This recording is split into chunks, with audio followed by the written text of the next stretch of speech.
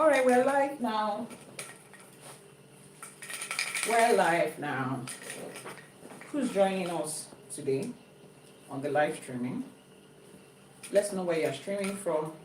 Welcome to another episode of our Sunday morning live streaming with Iyanifa Ewa.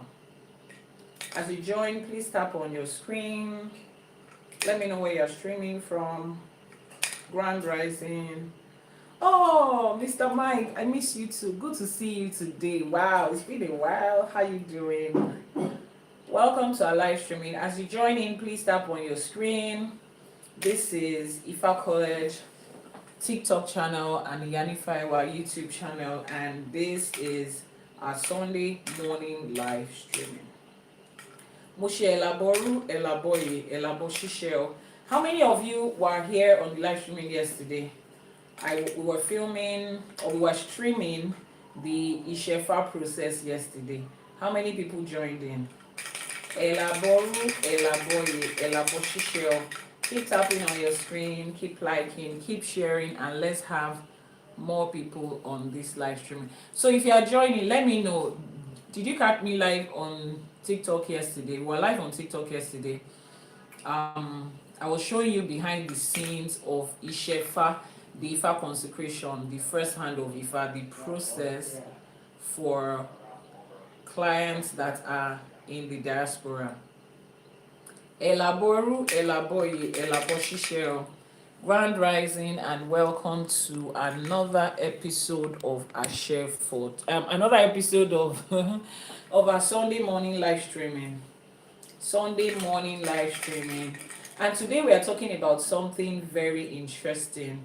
During the Àṣẹ for Today last week, we talked about it briefly. We're talking about business, about entrepreneurship, about money, about wealth creation, in regards to how Ifa teaches it, the way Ifa teaches it, and how it is applicable to us as people of color, particularly people of African descent.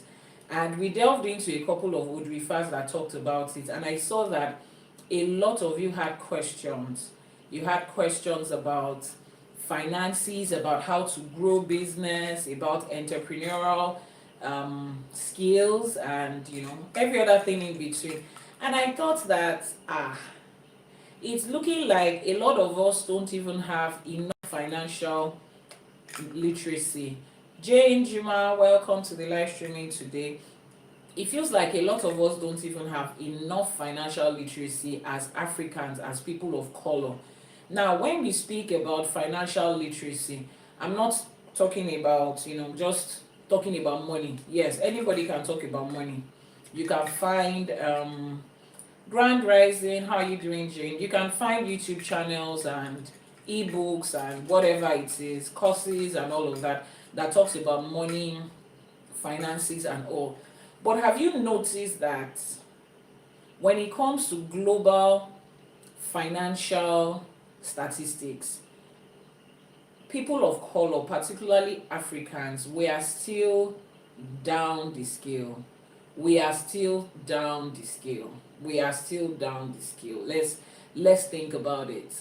Let's think about how many successful businesses are Black owned, African owned, that have transcended different generations, that we can say, oh, this was started by a great grandfather and it has been passed on to a grandfather and a father, and then the present day generation is benefiting from it. There is it's not a lot. It's not a lot we can point out. So question that I always ask in situations like that is, what happened to the wealth of Africa? What happened to what our forefathers were building? What exactly was Africa building? Please keep tapping on your screen. You guys are not doing. That's very important. If not, we're not having this live streaming today because we have about 15 people on the live streaming, and we still have less than 1K likes in 5 minutes of streaming. Guys, please don't do this. Your response in likes, shares, and repost is what is going to tell the algorithm whether to push this streaming to more people or not. I'm not here to spend 3 hours of my time 2 hours of my time teaching just 10 people. No. The information I have is way too valuable and a lot of people need it. So if you're getting this information free, the least you can do is push this live streaming as much as you can. That's the least you can do today. What I'm teaching you is a combination of 2 decades, over 2 decades of business entrepreneurial experience. Mr. Mike, thank you so much for that. And another decade of researching in Ifa, in African spirituality. Is that okay? This is experience that has come from real life, me building businesses real life and interacting with people of color real life, and also learning in Ifa, practicing it. Thank you so much, Mr. Mike. In fact, I will say Ifa Collect misses you. This TikTok channel has really missed you. Thank you for the constant encouragement. I am super grateful. Thank you. Please, if you're on YouTube, I can see people on YouTube and I can't see a single comment or a single like. Please drop your comment. Let me know where you're streaming from on YouTube. Let me know where you're streaming from. Thank you so much. Do everything you can, like, share, send in your gift, repost, everything that you can do, Ejo, and keep tapping on your screen. Mr. Mike, thank you so much. So this knowledge is from practical, real life experience of other people and myself over decades. And if I'm sharing it with you for free, trust me, it will cost a lot if you want to get into a business class to learn a lot of the things that I'm sharing. The internet is filled with business coach here who actually have no other business than to teach. I come from a family of teachers and I love teachers, and I am a teacher myself. Everybody on my live streaming will attest to the fact that I am also a teacher myself. But there's a difference between a business teacher, a business studies teacher, and a business coach. Somebody that has learned the skill. It's like you bring somebody from the classroom that reads about soccer from his book, and then you want him to coach a national team. Nobody does that. So a lot of what you will find online are people that just read about business and come to teach you what they are reading. The only business they have is that they are selling courses and they are making money, and that's good, but that's not real life coaching. So what I'm sharing with you today is centered around finance, business, wealth creation, entrepreneurial skills and experience from people of color. Somebody might ask, oh, why should I listen to you? I can always go to YouTube and Google how to run a business and how to build a business. Oh yes, trust me, I got a lot of those information too while I was building my business. But you know that on this space, one thing that we're focused on, Oshunfunke, Àbọrú, Àbọyè, Mao, Ekojumo, Ekaro, what we focus on here is helping people of African descent, particularly those that are connected or that identify with the Yoruba race, helping us to find ourselves. Who are we? So the question today is, when it comes to finances, when it comes to wealth creation, entrepreneurial skills, building businesses, running businesses, economy, finance, all of those money thing in between, when it comes to people of color, people of African descent, how do we do it? What was our history? How do we do it? How do we move from where we are right now to where we are supposed to be? What exactly are we? Who exactly are we when it comes to things like that? That's what our focus is going to be on today. So please keep tapping on your screen, keep liking, keep sharing, so that we can get more and more people on the live stream. I don't want to have to repeat the things I've said before as new people join. So let's keep tapping on the screen. Àbọrú, Àbọyè, Àbọṣíṣẹ. How many of you joined the live streaming yesterday when we were filming the behind the scenes of the ÌŞẸFA process? Did you join the live streaming yesterday afternoon? It was on TikTok here. The live streaming was on TikTok yesterday afternoon. How many of you joined? Something interesting happened on the live streaming yesterday. So it was the ÌŞԵFA process. The İŞԵFA process is what Some people will call the first hand of Ifa or Ifa consecration. But you joined. Wow, thank you very much. Who's that? Solution. Is that the name of that? You joined. Thank you. So one thing really struck me that happened yesterday, and I'll share it with you. But before then, TikTok has brought our flash goal for today. And the flash goal for today is the Heart Me. 10 people, the Heart Me, join my fans club. Is that what it's called? Yeah, Heart Me, join my fan club. 10 different people. We have one person already, we need 9 more people. We have 20 people on the live streaming. It's compulsory that we have to do this in the next 5 minutes if I'm going to continue. So our live streaming for today, we're talking about business, finance, economics, money, generational wealth, as regards Africans, people of color, and what Ifa has to say about it. So we have a life goal, and we have to meet that life goal before I continue. So Heart Me is the life goal. 2 people, thank you. Thank you, 2 people. We need 8 more people. Continue. Solution, thank you. We need 8 more people. 8 more people. 8 more people. 8 more people. Oh yeah. Before we continue, Àbọrú, Àbọyè, Àbọṣíṣẹ, the Heart Me is the flash goal.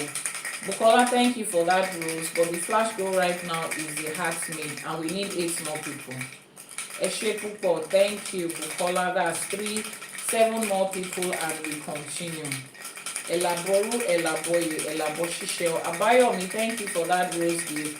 But the flash goal is the Heart Me. The Heart Me that has joined my fans club written on it. Yeah. Alright. Thank you so much. Eshepupo, you joined yesterday. Thank you for joining yesterday. Yesterday we were filming the behind the scenes for the ÌШԵFA. So like I was explaining, something happened on that live streaming yesterday, and one of the people who are doing the ԻШΕFA for, she was also watching on the live streaming. Now, I told you that the essence of having your ΙШΕΦA and your ΙΤΕΦA done, amongst other things, but the most important part of it to us as we navigate through life in this generation, is finding our purpose.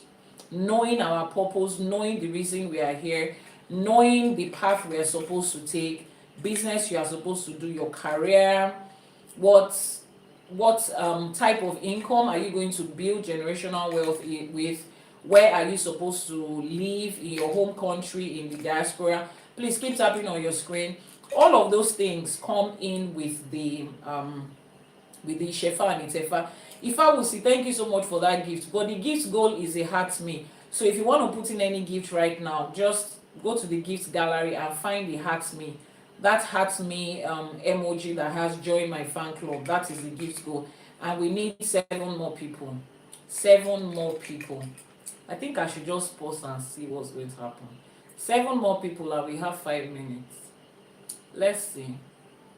If I will see Eshepupo, Ajiama Queen Lowo, 6 more people, and we have about 30. 6 more people. So that means 24 of you have not sent in your flash goal.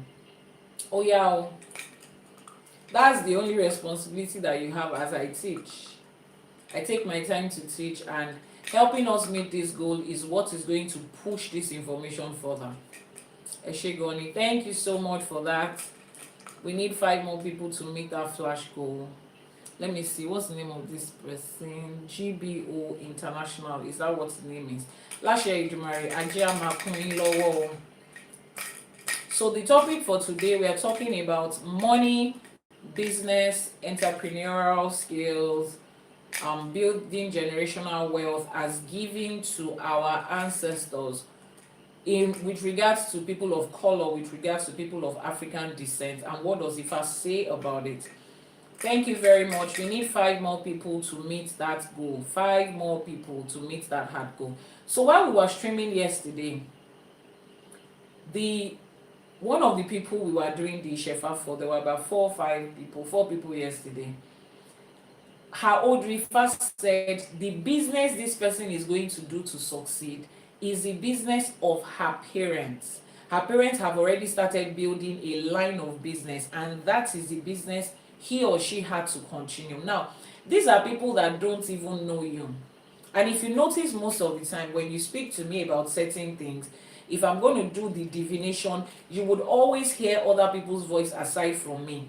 This is just to let you know that irrespective of what you have told me, the people that are still going to make the divination, 2, 3, 4 people, are people that know nothing about you. So they are going with exactly what Ifa said. And that was on a live streaming. I decided to stream that live so that you can see it yourself. As they were making the divination and marking the Odù on the Okmo Ifa, we all saw it in real time. It's not like somebody edited and doctored something. It was in real time. And in real time, the Odù came out. And in real time, the Babalawo was speaking step by step. Everybody there, one person here too. You saw the entire team, or you heard the voices at least. If you did not see the entire team, you heard the voices of the people that were there. And that particular lady that Ifa said she was going to grow the business of her parents, one of the things she came asking me is, her parents own a hospital, and I think a hospital, and then her father owned a hospital and her mother had another business, and they have been shuffling between which one is she going to start, and she just feels like she wants to go and do something different, but her parents wanted her to continue what they had built. Now imagine, as simple as that, her Odù Ifá said the business of her parents is what she's supposed to continue with. Iyanifa, thank you so much for that. Please keep tapping on your screen. 60 people and we have 5K likes. Kí ló ń ṣẹlẹ̀ láàárọ̀ yìí? You want me to go back with the information I have and just go and teach my children? Because trust me, I need it. Information about how to grow business, how to be financially dependent and build generational wealth is something that I can hoard out of selfishness. I would do well with teaching my friends and my family alone. So if you have decided to come out and teach this, the least you can do is participate. So please keep tapping on your screen. Now imagine that this lady has not come to do her Ìṣẹ̀ṣe, and she decided, you know what, I don't want to go ahead with the business of my father and mother. She would have gone to start another business, and in the next 10 years she would have been wasting her time. She would have been wasting her time, because that business, as long as it's not the one that was handed to her from her parents according to what Ifa says, it was going to be a no-no for her. The network, please can you help me check? Someone is saying the network is okay. Babe, please can you check? Yeah, please, is any other person experiencing a break in the network? Yes, no, I'm using my own personal network. Yeah, that's the one I'm using too, my own. Okay, please check. Someone is asking a question: what business can I do to make it in life? I was born in December. My name is... First of all, please, can you not do that? Can you not put your name and your mother's name in a public place? You are giving out your entire life information. You are not sending it to me as a person. You are sending it in a public place. So on YouTube, can you retract that? Can you retract that? That, what's it called? The message you put there. If you want to find out anything that involves you sharing your personal information, you should send it via a private message. Is that okay? Via a private message. Awolusi Christiana Abiodun. The WhatsApp number will be posted on that live streaming. They said there's a background noise. There's no background noise here. Any other person hearing a background noise? This is very quiet here. There's no background noise. Jane, please, can you post the WhatsApp number on YouTube, so that person can remove her personal details from an open space like this? How is the network? Is it okay? Yeah, I know. Just let me know that what you're seeing is okay. Yeah. Someone said there's a background noise. Maybe you turn this off, but I don't think that's noise. But let's see if that's gonna work. No, that one is not disturbing. Okay. It's okay. Yeah, it's okay. The person that says there's an echo, maybe you check from your end. Everything is fine here. Also, the filter and the background image are making you feel smooth. They're making you look like you're on fire. Please, okay. It's okay. But there's no noise. Because we are checking it from here too. It's okay. Yeah, there's really nothing on this person. Listen. It's calmer. Okay. Whoever is in loud or is not okay. They said it's not loud, so maybe you should check from your own end. Yeah. So like you were saying, please keep tapping on your screen. And we have 4 more people to meet that life goal, and we have just 5 minutes left. 4 more people. Hurt me. It's just hurt me. You guys, why are you like this now? 4 more people to meet that life goal. 4 more people on TikTok. 4 more different people. They hurt me. 4 more different people. That's what's going to decide if we are continuing this or not. 1 person, 3 more people. 4 more minutes. 4 minutes, 3 more people. Today we are talking about business, entrepreneurship, finance, as regards to Africans, people of color. How does Ifa say it? What does Ifa say about it? 2 more people. We are 80% gone. We celebrate this moment. 2 more people to meet that life goal. Is it flash goal? It's called flash goal. 2 more people. 2 more people, 2 more people, and we continue. Between now and then, keep admiring my face. I'm beautiful, I know. Just admire my face. If that's what you people are going to do today, we'll all be smiling at each other. 2 more people.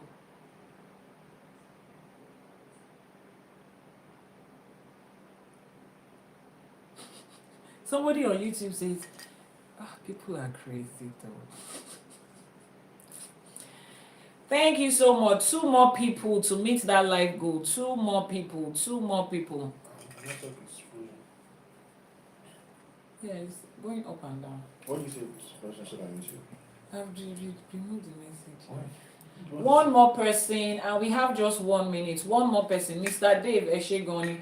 1 more person, and we will continue our class. The Heart Me is the goal. Is it flash goal? 1 more person. Grand Rising, Mr. Dave Eshegoni. 1 more person to go. We have less than 2 minutes. Oh, my dress is beautiful. Thank you. Iyanifa Ewa. 1 more person, and let's delve into the serious business we have today. Everybody wants to know how to create generational wealth. Is it even possible for people of color? What did our ancestors do with that? Please someone post the WhatsApp number so that they can send a message. 1 more person. It's possible. I know people want to know that is it even possible for people of color to breathe, because the only thing that we are seeing, if you look into history, generational wealth is usually popular or more common about Western world, from Western world, Arabs, other people aside from Africa. Beauty in black. Beauty in black is not there. That's the WhatsApp number showing on your screen. If you are distracting my class, that's the WhatsApp number showing on your screen. 1 more person, and we will continue our live streaming. 1 more person. Before the time of this live goal is up, that's what's going to determine whether I'll talk to you people today or not. If not, we'll just be smiling at each other. We'll say, how are we doing? Ekujo metal. Shalafia ni o, gbogbo ẹ̀yin ará ilé. 1 more person for Heart Me. Now I know that you people don't like. You just come here to get free information and you go. That's what you do. It's obvious. Àti mojú ọ̀rẹ́. Wọ́n ní ìgbà pọ́njú la máa ń mojú ọ̀rẹ́ àti rojú gbogbo yín báyìí. You will go, Iyanifa, I like the way you teach. I like the way you teach. This is where it ends. Heart Me. 70 people. Just 1 person. Mr. Dave Eshegoni. 1 more person. You see how life is? That's one of the things we're about to teach today, about community and building things that transcend every generation. This is one of the major things that is affecting people of color. You see this idea of seeing success as a personal thing and not something that is collective. That is how they stole generational wealth from Africa. You would understand when I start to explain. So I was talking about the lady on the live streaming yesterday, during the Shefa. She was told to focus on the business of her parents. Now, Ifa is raising the foundation for generational wealth in that family. But imagine she did not come for her Ishefa. She would have gone off to start something of her own. The fact that my father did it does not mean I have to do it. I'm free to make my own choice. Of course you are. But you are free to make your own choice within the boundaries of what is defined for you, within the boundaries of the destiny that you have picked. Within the boundaries of that destiny is when you can say, oh, I'm free to pick. Now, this is the way generational wealth has been lost in the part of the world where we come from. This is the way generational wealth has been lost in the parts of the world where we come from. Where people just focus on, I want to do my thing alone. I want to do my thing alone. Imagine now, her parents have started a successful business that has sustained the family. Iyanifa says she should continue it. That is another generation that is about to start. By the time she has children or her siblings have children, there is likely to be one of them that Ifa would also tell to continue this thing. But the moment they don't know what their purpose is, it is cut off. Right now, she's probably looking at the business of her mom and dad as, what has it done? It is not Honeywell oil and gas. It is not Dangote. It is not Globalcom. It is not ExxonMobil. It is not MTN. So why would I want to continue this? Meanwhile, the first generation that builds something is not the one that gets it into the multi-million dollars. A lot of you look at, take for instance, Femi Otedola. For those of you that are in Nigeria, you would be conversant with that name. Look at the likes of Dangote, you'll be conversant with that name. I'm sure you know, based on public information, that the wealth that Femi Otedola is sitting on right now, and now when I say wealth, you need to understand where we are coming from. When we say wealth and we say finances, it's not just about money. It's not about paper money that you can count. It's not about liquid cash that you have in the bank. It's not about assets that you have in form of investment, houses, and all of that.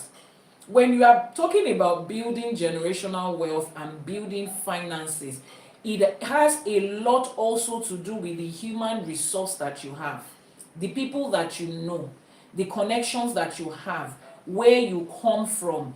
Human resource is also a part of it, a very important part of it. Now look at those two families that I mentioned, prominent billionaire, wealthy, successful families in Nigeria. I'm sure you all know, based on information that we have publicly, that the wealth did not start from this current generation you are looking at. If you know who the father of Femi Otedola is, go and Google and check the family he came out from. Then you would understand that what they have as wealth today, what they have as a name today, what they have as the generational connection today, did not start with these people here right now. It started with his own grandparents, then his parents, and then him, and then passing down to their children. So whatever it is that is going to end up being a line or a chain of generational wealth is not going to be explosive the first level. Generation is one step after the other. The first level might look and always looks like every regular business. What makes it generational is because somebody else is taking it up from there, which is one thing that people of color has lost in their practice. See, I need you to understand that there was a target from westernization. I keep saying it. If you want to know what a person has lost, try and look at what was being targeted at. Try and look at what the target was and where it was coming from. Westernization did not only target religion. Africa is a family and a community oriented people. We are a family oriented people, community oriented people. We are the set of people in the world that believe that one person gives birth to a child, and generations of thousands of people in the community are those that are going to raise the child. Famous says it's very common in Italy, yes. We need to understand who we originally were before any interaction that we had with the West. That is how you are going to understand what wealth means to your own people. We were a group of people that we did things collectively. Nobody believed that they could be an island on their own. So when somebody is doing something, he or she doesn't believe that, oh, he has to, the first instinct is to do something different from what everybody has done. There is nothing wrong in that. There is nothing wrong in being a pace setter, being the first to start up something. There is always the first to start up something. But 70% of the time, in our culture, our true identity, it's always a collaboration. And that is how human life is supposed to be anyways. Now, I want you to note this, because I've had a lot of questions from people over the last 1 week when I've been talking about this. People say, oh, if you want to teach how Africans built wealth, how they sustained wealth, what Ifa has to say about wealth, first of all, show me how many Africans have used this Ifa you are teaching to build wealth. And I will tell you this is the way I responded to them. Can we go back to what Africa looked like before the interaction they had with the West? That is when you are able to define Africa in the undiluted form that we were. That is when you'll be able to describe 100% African.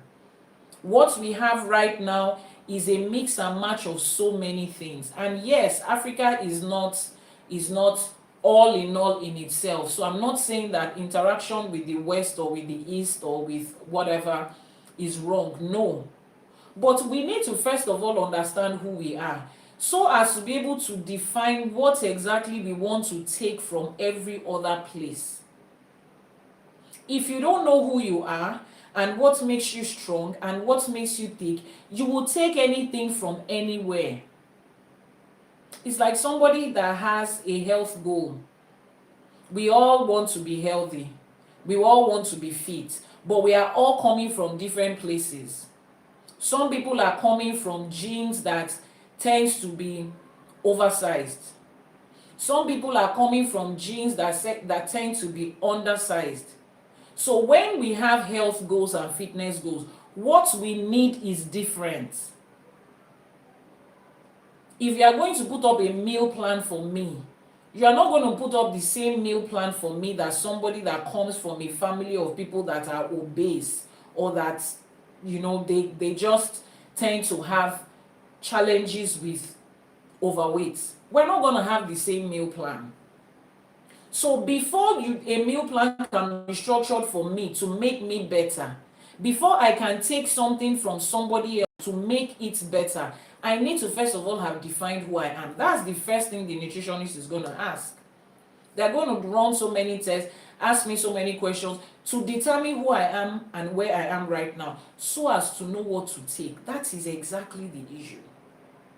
Until we start to define who we are, where we are right now, when it comes to finances, who were we originally? Can I define myself as an African devoid of anything Western? That is your true identity. Then at that point you can stand and say, what do I want to take from the West? What do I want to take from the East to add to myself to make me better? Until then, you will take every and anything. Now let's bring this back to reality. I would give you an assignment, something you need to go and check before we continue, because this is going to be a couple of series. We cannot be done with it in one session. So, and this is a school. So your assignment, against the next time, we're going to be talking about business, finance, economy, wealth creation, and all of that as regards Ifa and Africans as a whole, is this. Find out what the history of Africa was pre-colonial period.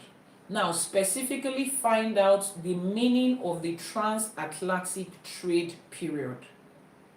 The period when the West came to Africa to do business with us, to trade with us.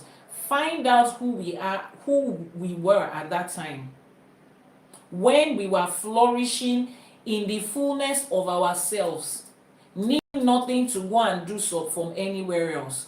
What were we flourishing in? How were we defined that attracted the West to come and trade with us? And then they started to see things within us that they felt, whoa, so these people had this. And they had to go and strategize how to take it away, how to steal it from us, how to manipulate it out of us. Define who an African was from that point of view. That is when you would understand this from where I am also coming from. Please keep tapping on your screen. Keep tapping on your screen. Babe, please help me check from time to time if the network is still stable. Yeah. Keep tapping on your screen, please. Keep tapping on your screen. Very important. Power tap. We're like what? Over 50 people. Keep tapping on your screen. On YouTube, keep liking, keep sharing, so that more and more people will get on this live streaming. It's frozen right now. Okay. Keep tapping on your screen. Power tap. Let's get to 20K. And then we will continue. So your first assignment is to find out what was the transatlantic trade period. What happened then? What was Africa like before the West came to do business with us, to trade with us? What was our system like? How thriving and prosperous were we? You need to find out. You need to read it yourself. You need to understand it yourself. And if I'm speaking of Africa, I'm speaking of Nigeria as that center. I'm Nigerian, so a lot of my information and teaching comes from the place of a Nigerian. And particularly in Nigeria, I'm Yoruba from southwestern Nigeria, so a lot of my teaching will also come from there. So you want to define, how are people of my own origin, Yoruba people, succeeding and thriving before then? And you also want to know that everything surrounding Yoruba people was embedded in Ifa. That is where we took all our information from. Our entire life structure was based on that. From our religion to, from our spirituality to education, finance, relationship, health, marriage, social life, economic life, family situation, our agriculture, our technology, everything was taken out of Ifa. So when I'm speaking from the life of a Yoruba person before any interaction with the West, it was based on Ifa solely. Based on Ifa solely. So how were we able to build structures, to build system, to build business and trade that attracted people from across the Atlantic Ocean to come to us and listen to us and buy from us and interact with us, to the point that they saw certain things that they felt, no, these people cannot have this, they don't deserve this. Why would they have this? We are the ones that should have this. People don't come and steal from you what they don't need or what they already have. No. An average person that comes to steal comes to take something that is valuable. Nobody takes things that are not valuable. So there must have been something valuable, something magnificently valuable about our economy, about our trade, about everything that has to do with us before they came. That is what we are going to break down step by step. Another question you might be asking, on TikTok, it's Ifa College on TikTok, please. Ifa College on TikTok. This is Ifa College. Ifa College on TikTok. Jane, please, can you type Ifa College on YouTube so that the person on YouTube can see it? Thank you so much for that, Mr. Mike. Oyin Davis, Eshe Pupo. So just type that Ifa College on TikTok. You'll find us on TikTok. So from that now, we understand where we are coming from.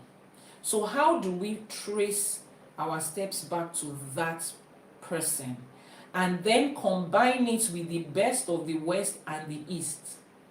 If we can trace our steps back to those people, to who those people were, our own ancestors from which we took our roots, when it comes to finances and trade and economy and structure and generational wealth, if we can find our way back to that, then combine it with 2000 and the 21st century West and the East, the best of both sides.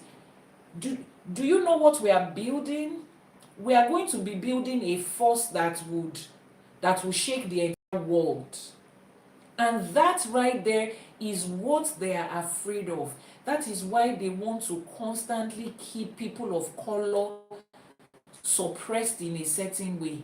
Because they know that the day you come to the true identity of who you are, and you can now combine it with the best of both sides that you have seen, the sky is the starting point. Anyway, we're going to that. Let's get practical. Joining from South Africa, thank you so much. Thank you very much.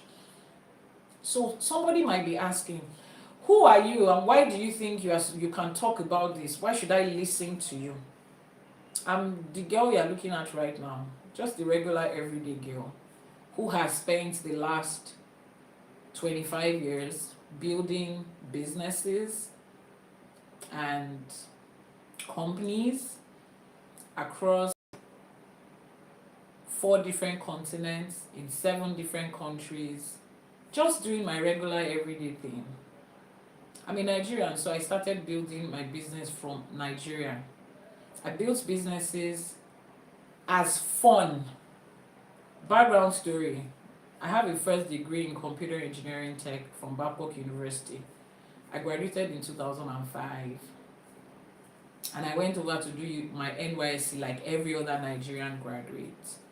But while I was in school, I knew that I wasn't going to work for anybody.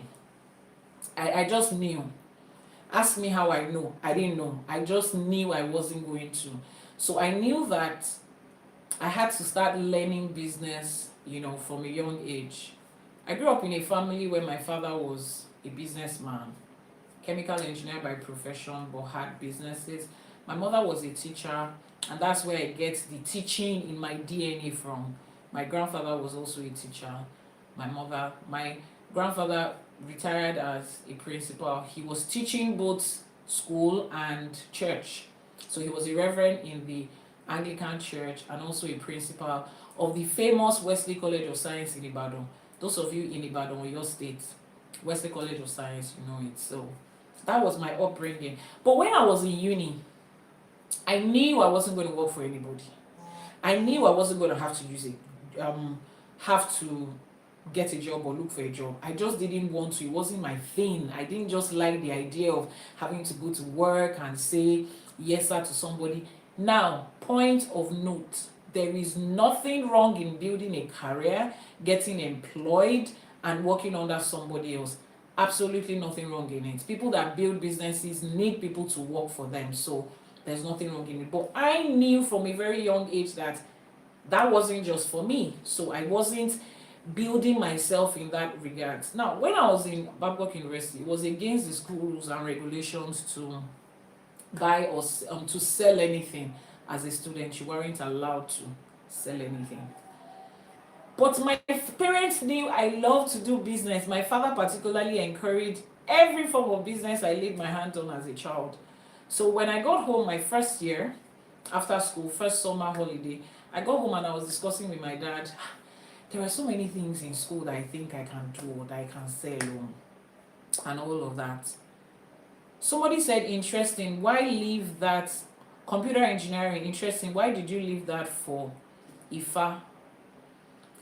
Yes, you're just continue in this conversation with me. So somebody wants, I get that question a lot.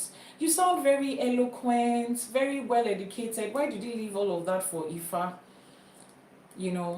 we'll get there. And aside from that, I also have an MBA in international business and strategy. So you are also going to ask me, why did I leave that for Ifa? And I'm about to explain that to you. So, I got home from school and I was like, there are different businesses I think I can do. There are different things I think I can sell, but school doesn't allow it. So my dad said, let's run through the different ideas that you have. And then I had the idea of selling duvets, making beddings, customize them. You buy your own bed sheets and then you have the quilts in it, and then you just customize something that is specially made for someone. So I was like, why do you think they will buy it? Babcock students, everybody liked to have something that was unique, the bed sheets that had cartoon characters on them. Now, this was 2001. I got into Babcock University in year 2000. This was 2001. That's like 24 years ago. So I told my dad, and he was like, okay, let's head into the market and see who can make it, because I wasn't going to buy what was already made to resell. Being able to customize it was the whole idea. So we went there back and forth. I grew up in Ibadan, by the way. We went to Aleshinloye market and Baggy markets. Those of you that know Ibadan knows that.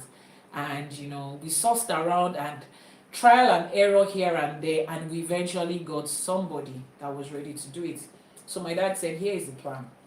We are going to make like 4 duvet sets for you that comes with matching bed sheets and pillowcases, and you will take it to school at the beginning of that semester. And you'll be changing your beddings.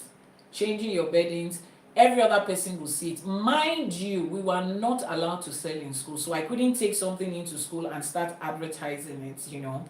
Somebody might know somebody that will tell somebody, I need to get to the school authority. So I just had it. So every day I made sure my bed was super laid. I have another duvet today. Maybe this one is Mickey Mouse, one cartoon character or the other, something that will be attractive to girls. And I was doing that for a whole week. Then somebody came into my room, I think second week of resumption or something. I like your bed. This your roommate's bed. He's always looking, So I was in school area where the person said that.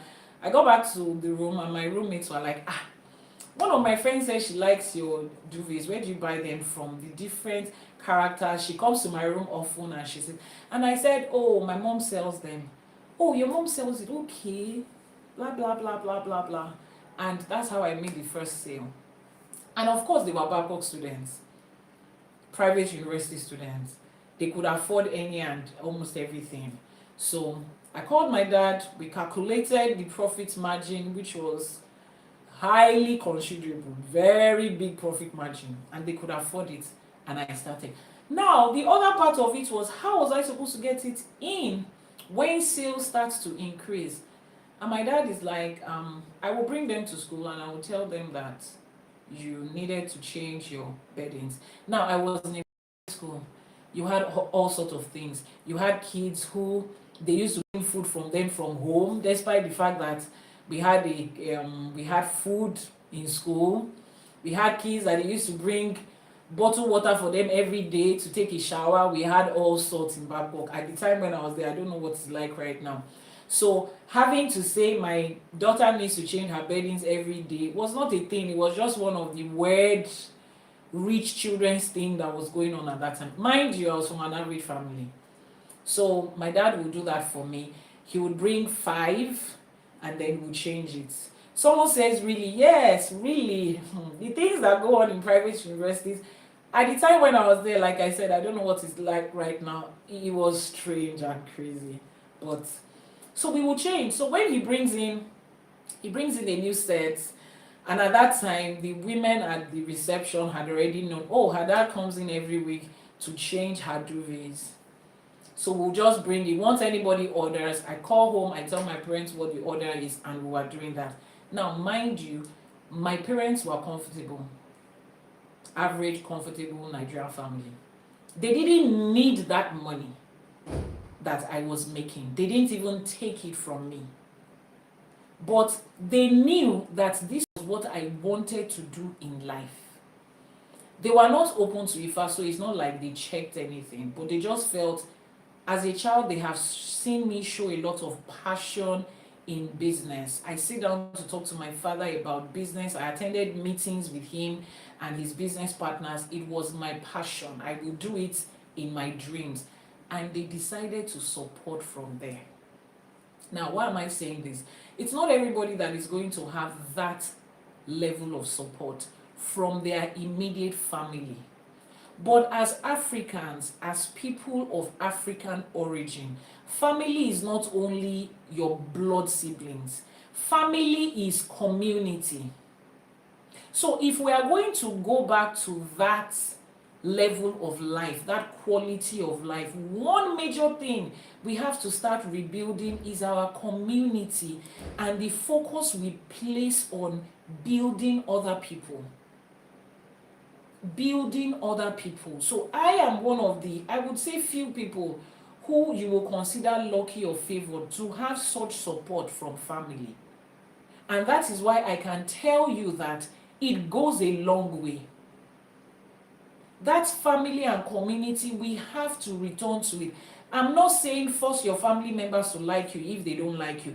I'm saying if your immediate family is not there to support you, to grow you, to push you, you don't have to be stuck there complaining and crying about the choice that other adults have made.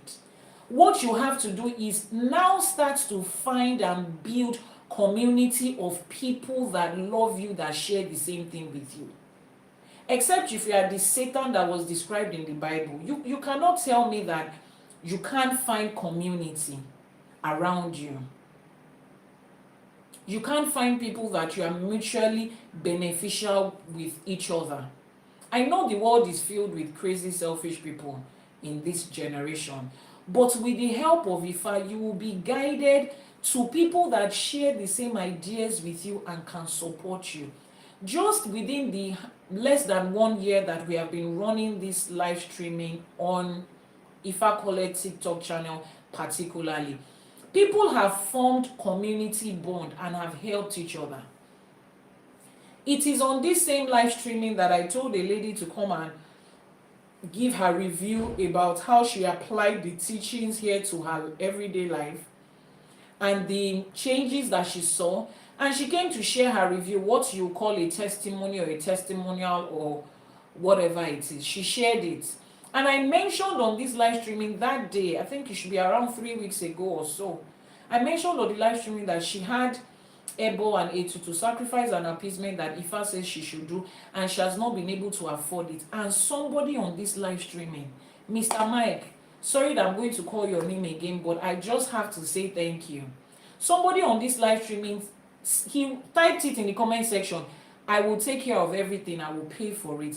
That is the community we are talking about. They don't know each other.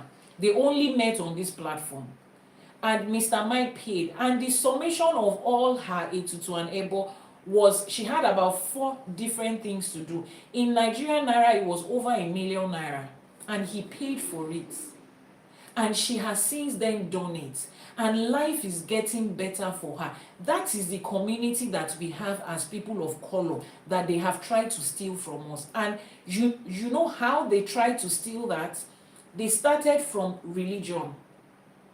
Telling people to leave what their ancestors gave to them and follow after what some other people's ancestors brought. Then they now added the clause, be not unequally yoked with unbelievers. Then their brothers and sisters became the people in the church, abandoning their own family. That is how the discord and the separation in African family, that is where it started from.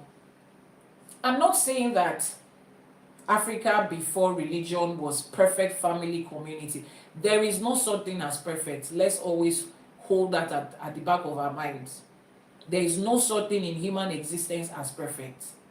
We had our own flaws, yes. But this was one of our greatest strengths. And they fought it with religion. They started separating us with religion. They started separating us with education. You are somebody that has not been privileged to experience Western education. Somebody else that has gone to primary school, secondary school, university starts to look down on you like, I cannot associate with this person. All that was targeted against family and community. We now started having segregation in our communities, in our families, based on religion, based on education, based on language. People will not speak to somebody else because they don't speak English fluently. People will talk down on people, relegate people because they don't speak English fluently. It's you see, that part is just crazy. It's a language, oh. It is just a language. It's not ticket for anything.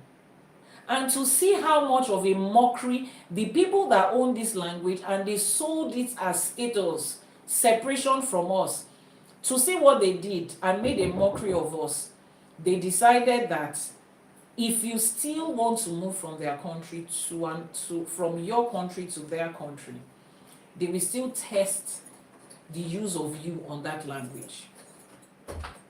After you have decided to throw away what belongs to you as a person.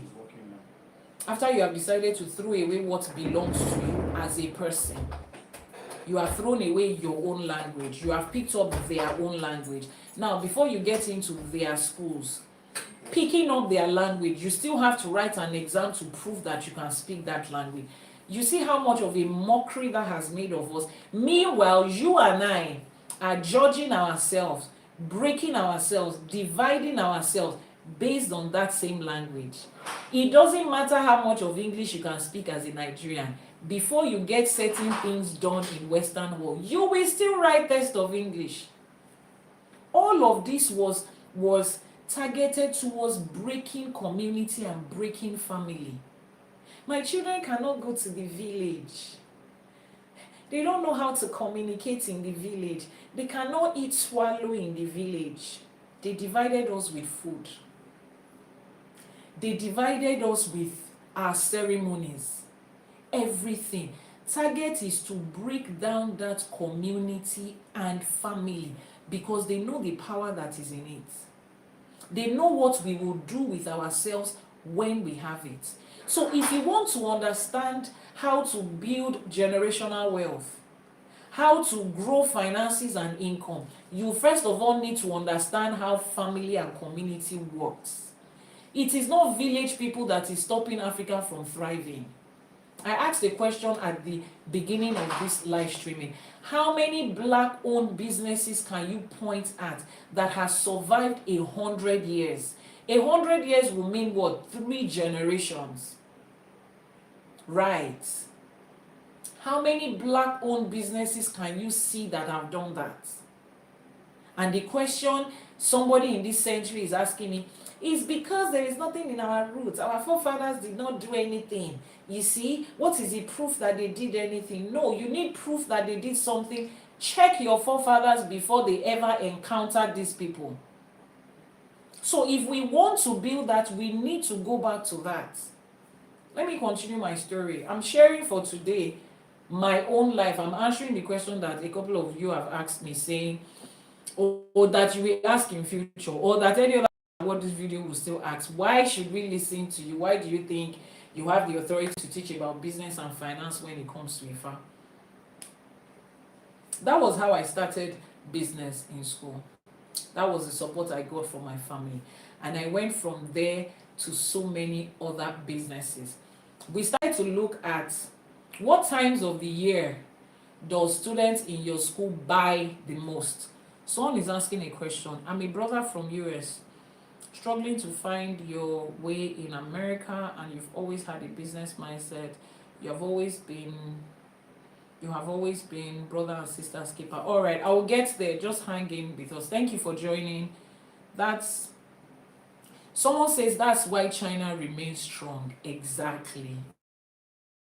Thank you for adding that. Thank you. So we would sit down and talk about what time of the year do students in my school buy the most?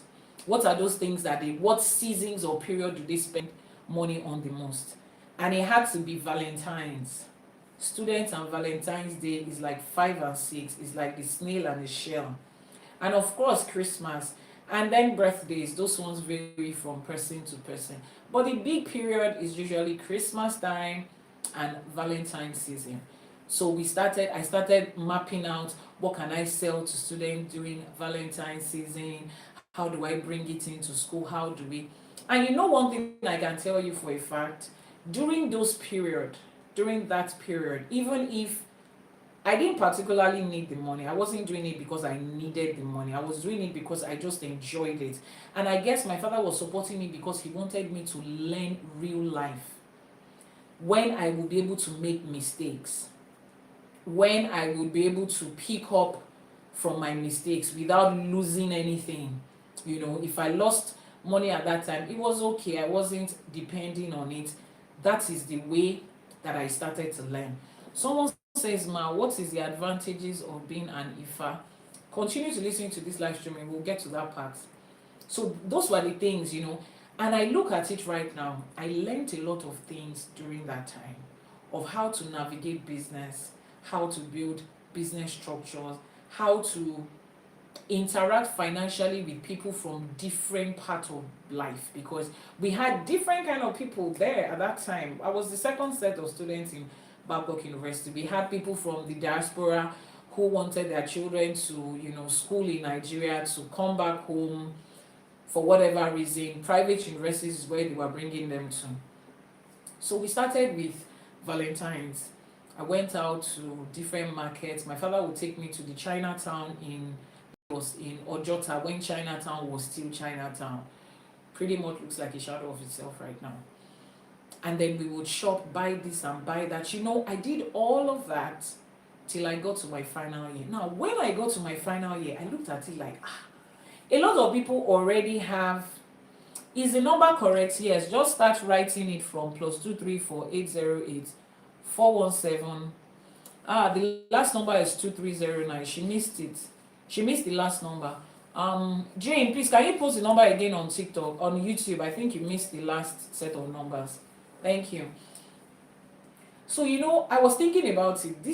I've already built a structure here. Every Valentine's season, students will send me their list, get this for my girlfriend, get this for my boyfriend.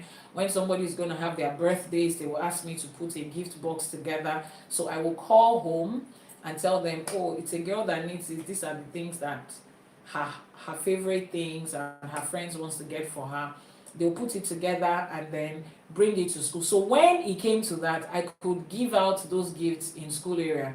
So my parents would just meet me in school. I'll take the gift box from them, meet the students that ordered it, and just dropped it.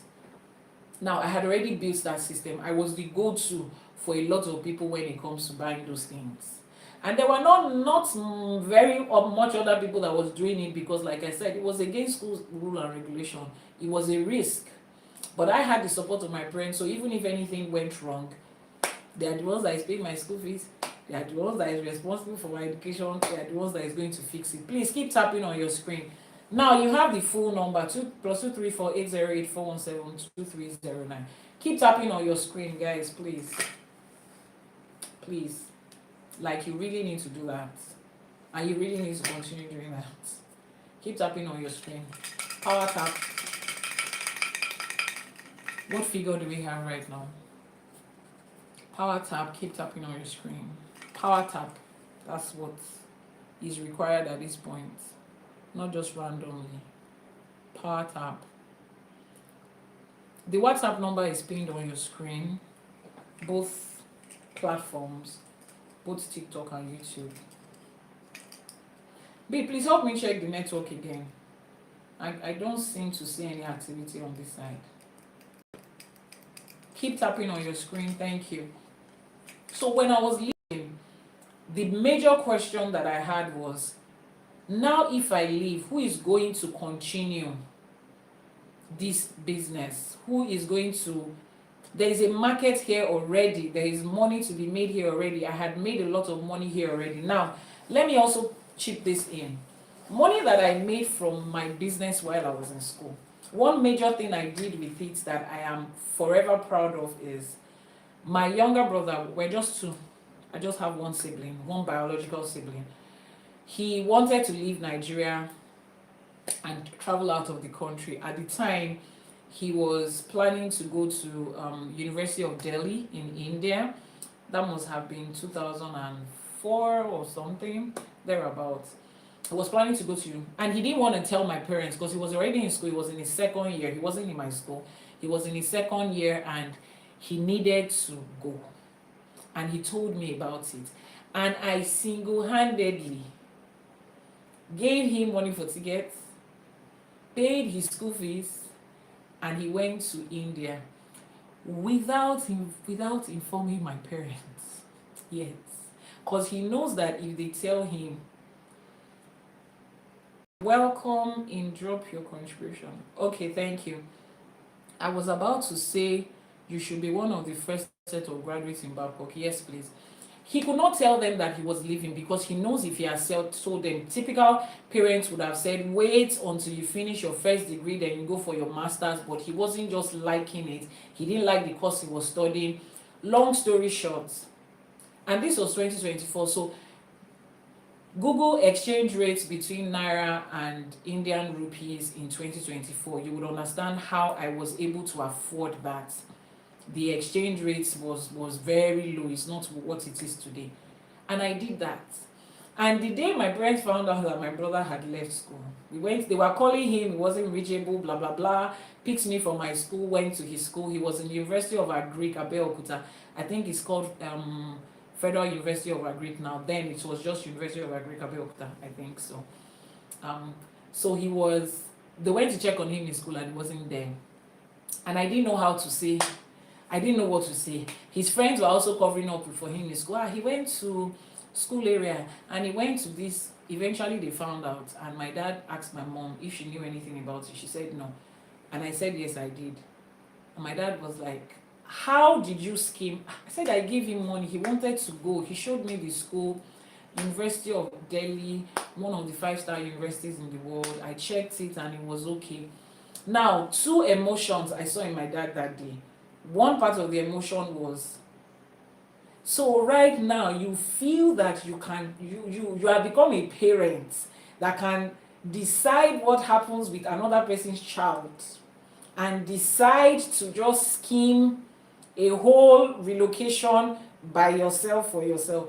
The second part of it was, I saw it in his face. He was proud that, whoa, my child that I raise and I'm raising can confidently say, I'm going to do this. And my father did something. He told me that day, he said, till my brother finishes from school, he was not going to support financially in any way. You think you can do it, both of you should do it. And when my father tells you things like that, he's not joking. Some of us that grew up in Nigeria, we had such parents, you know them. He was not joking. My brother was there for 3 years. He had taken a direct entry into University of Delhi, and he was there for 3 years, and I was able to do it. I did it. Paid his school fees and did all of that, Now, those little experiences taught me something.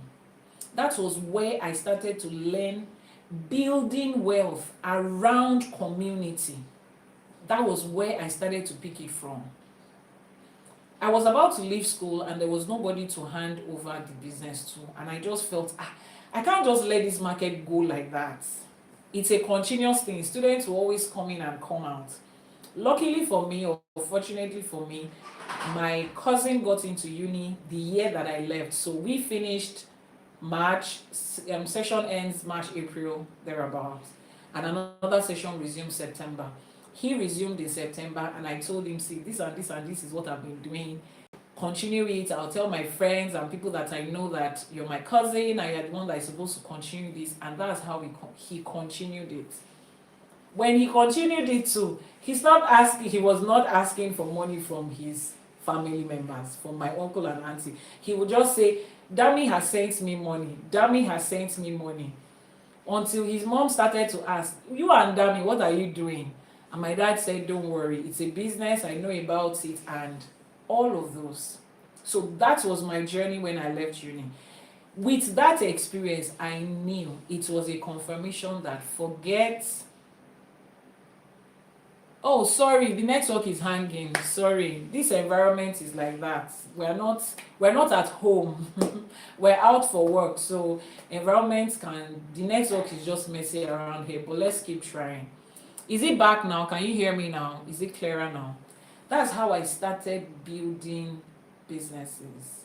That was when I knew that this business life, building wealth, it was my thing.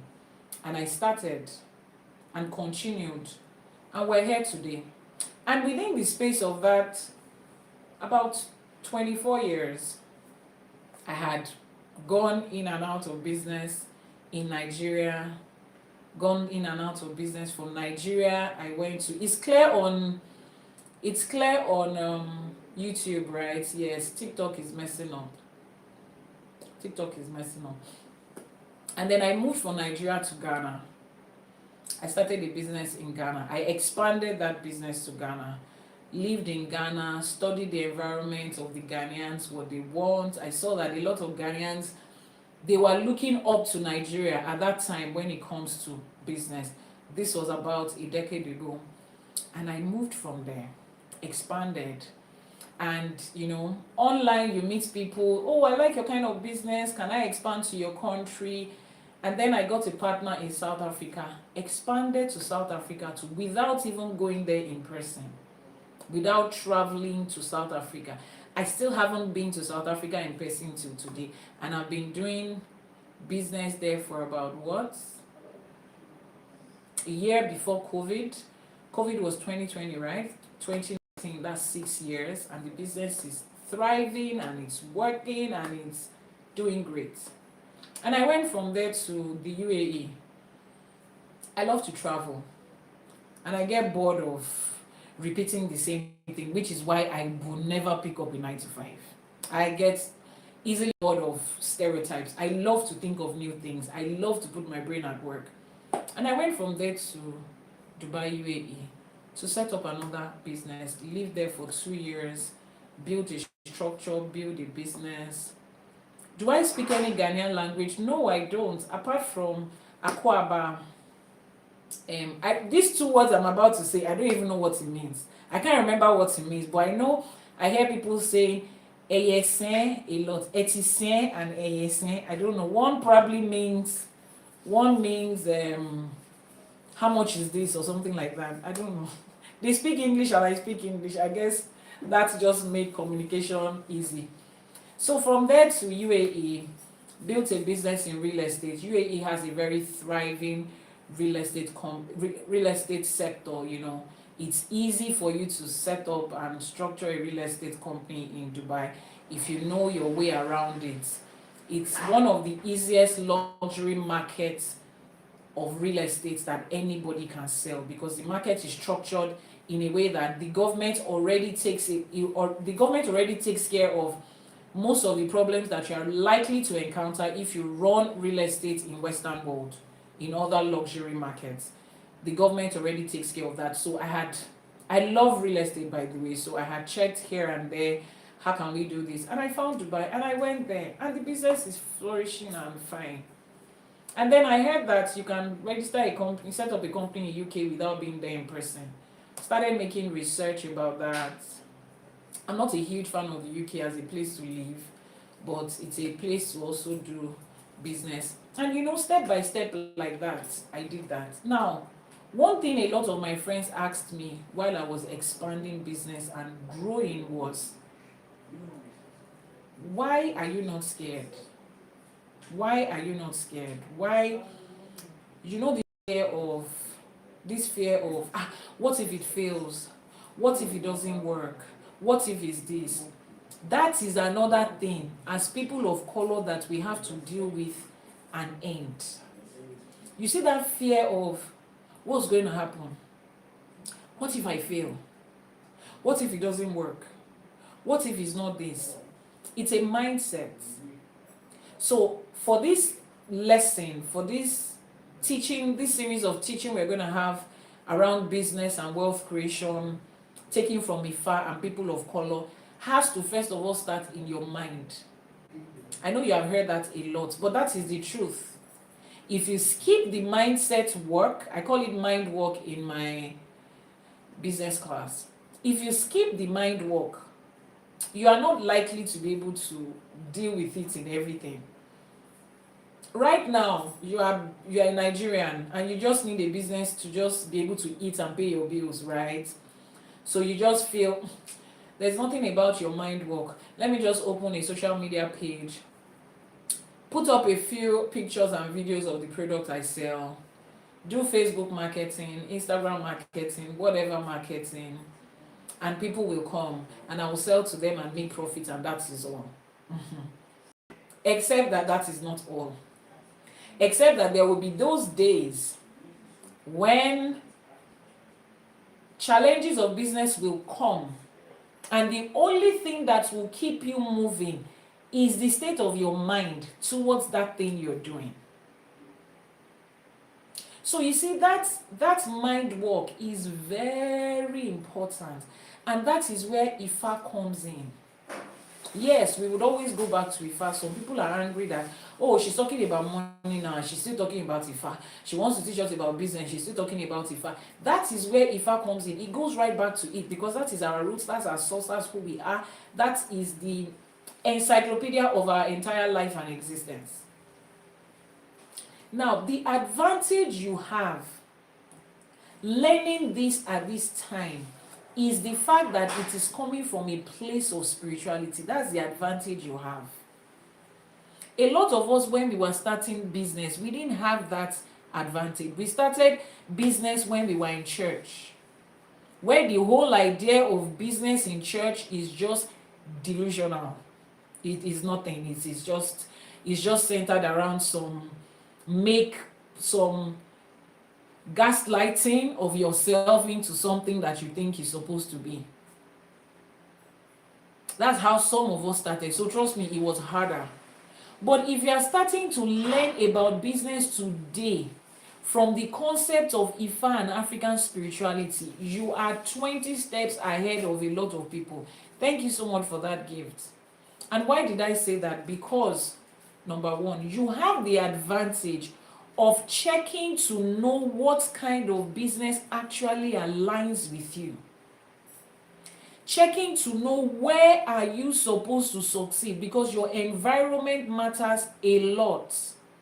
If environment had nothing to do with it, I can sit in Nigeria, build an entire system in Nigeria and just have it flourish.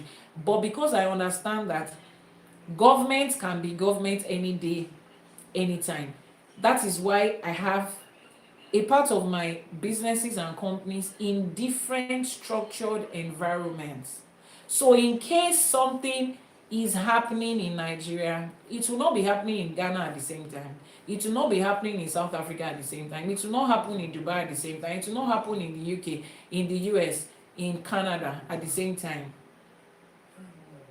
It will not happen in all of those places at the same time. So environment matters a lot.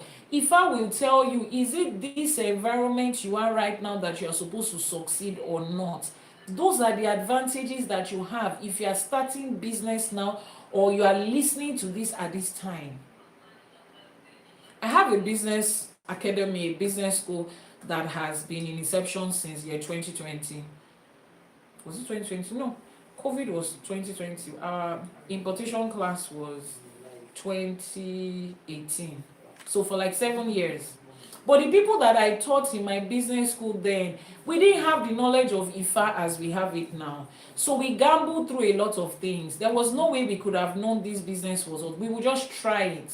And if this doesn't work for you, try another one. If this doesn't work for you, try another one. At least one of the three will work for you. That is how we were teaching. That is how I was teaching. That is how I was also running businesses. I've done a lot of things in business that I no longer do today. Now that I have clarity and direction, there were a lot of small businesses that I had in Nigeria that I had to close up and shut because I came to understand that it was not part of my line. And it made sense because in those certain businesses, it was a struggle. It was just my passion that was keeping it going. So you are coming from a place of better understanding now. Which is why on this journey, the first thing you need is find out what exactly is your own purpose. When it comes to business, what am I going to do to succeed? What line of business will I do to thrive? I've worked thousands of people on this journey over the last 10 years, literally thousands of people over the last 10 years. And I will tell you this, I've heard certain of my clients that Ifa says, whatever business you want to do, make sure you add the business of water to it. The egbe that is working with you are strongly influenced by water. Physically, make sure you add water business to your business. There was a lady that year, she's Ghanaian. Her name is Latifa. She was one of the clients that consultation result came up for. And she had 2 supermarkets at the time I met her. She had a car business. She had a car shop. She was bringing in cars from the West into Ghana. But she wasn't making as much profits as she should have wanted to. So she came for an Ifa divination, and I told her, let's go through the Shefa so that you can find out, what exactly is for you. And she did. In between, there are different type of divinations in Ifa. There is the Dafawe, which is a general, regular, everyday divination that you ask specific questions about different things at different points in your life. There is the Itefa and the Shefa, the one that goes in depth to talk about your life summary and your life journey, your path, your purpose, what you are here to do, your strengths. It answers questions about your life as a whole, not just fragments of it. So that was what I asked her to do, and she did. And then Ifa says, add water to whatever business you're doing. Now she was thinking, should I go and start up a pure water factory, a water bottling factory? Should I buy a boat and people can use it for like boat cruise? Or what should I do? I said, start from the little one. It doesn't have to be. They said you should add water to one of your businesses, right? And then I said, see, what is the least you can do is have somebody selling water for you. In Nigeria, we call it pure water, the sachet water. I think that's what they call it in most African countries. The water that is packed in sachets. Have somebody sell that for you, or the one in bottles. And I arranged for someone in Nigeria who was looking for a job, trying to feed herself and her baby. Can you sell water? This is the capital. As you are selling it, 30% of the profit is going back to the person that gave you the capital. After you have sold for like 5 months, return the capital to her and continue your business. We'll find somebody else. She started with that one person. And she told me, she said, in fact, the way it happened, if you are not a spiritual person, you would have just thought it was coincidence, like people will say. But coincidence that did not happen before then and continue to happen. A series of coincidences happens to be reality. It's no longer coincidence.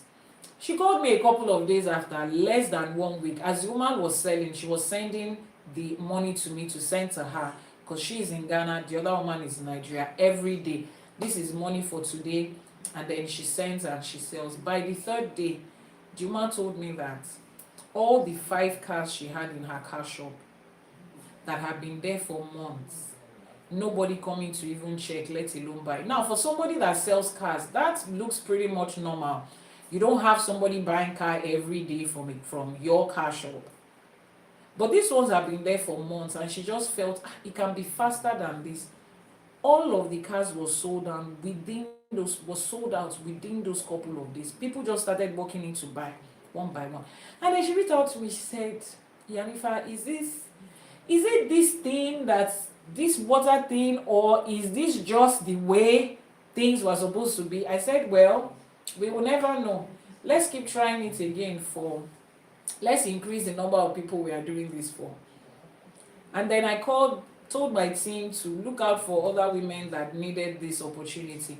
Some people said, oh, they have a shop, things are not really moving in the shop. Add water to it. Cases of bottled water, add it to it. She gave them the money, and then they were giving her back returns.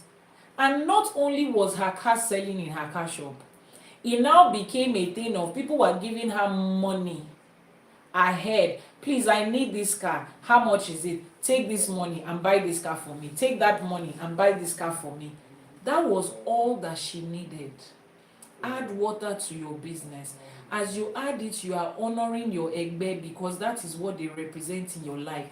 That's simple. Now, there is no MBA that you are going to get from all the 5-star MBA schools all over the world combined that is going to tell you that.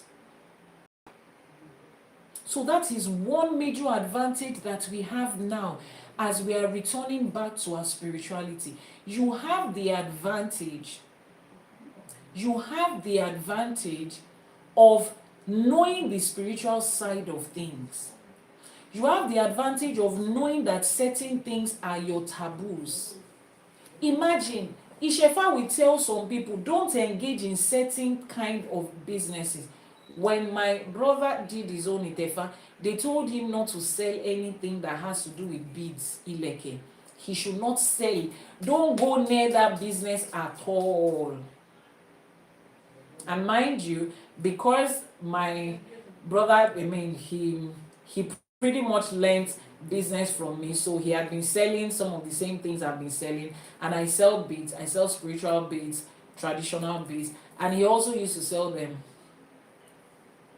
That was the day we understood why his own things were not just working that way, because I'm looking at myself like, everything about me was okay, business is flourishing, he's doing exactly the same thing I'm doing.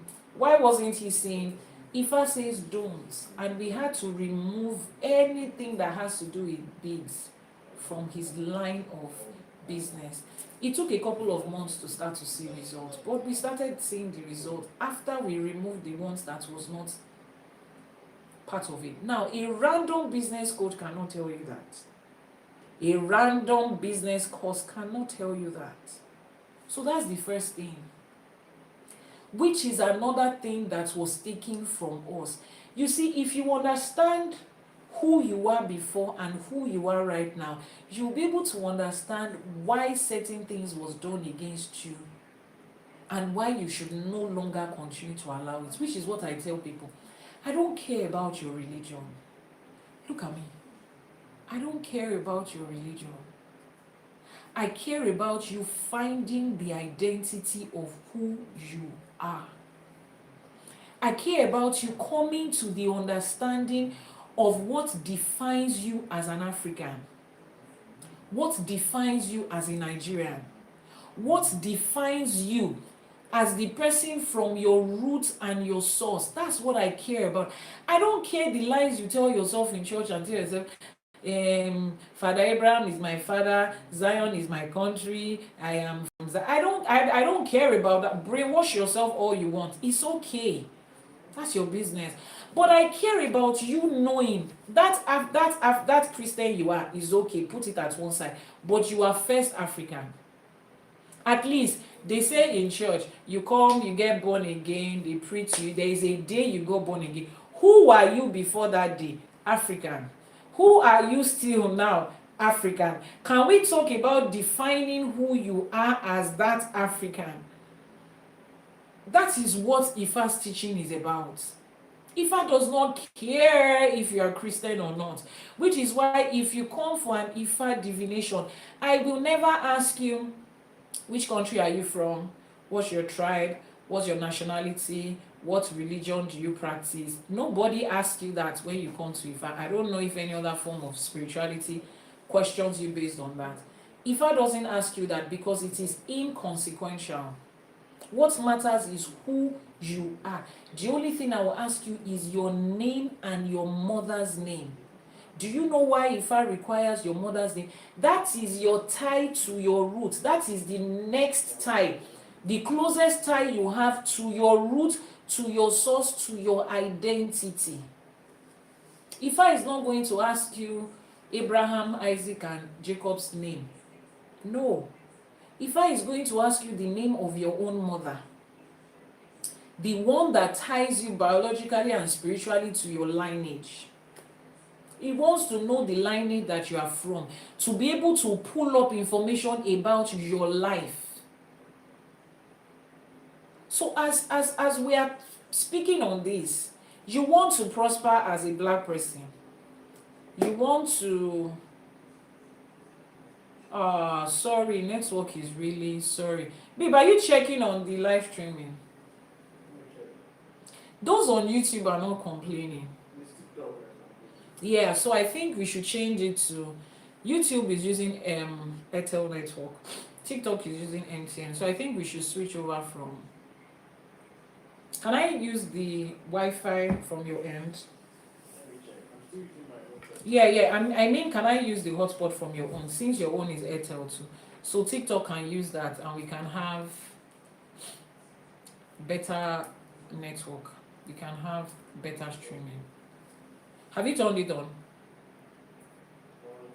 So I can switch. 1 second, guys. Let me switch the network. Let me switch. So that we can have better reception. Okay. Yeah, YouTube is okay. Sorry, I think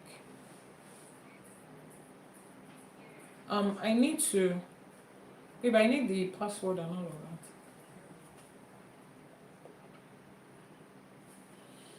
What's it? Just call it out. Okay, don't call it out.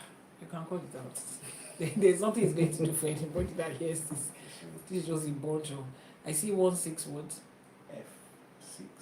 Is F, wow. Like small down. Okay. I. Sorry.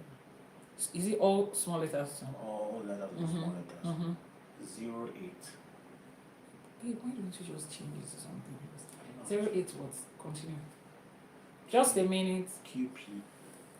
QP 30. 30. I6. Could I buy? Yes. FG. What's this? FG what? That's it. That's okay.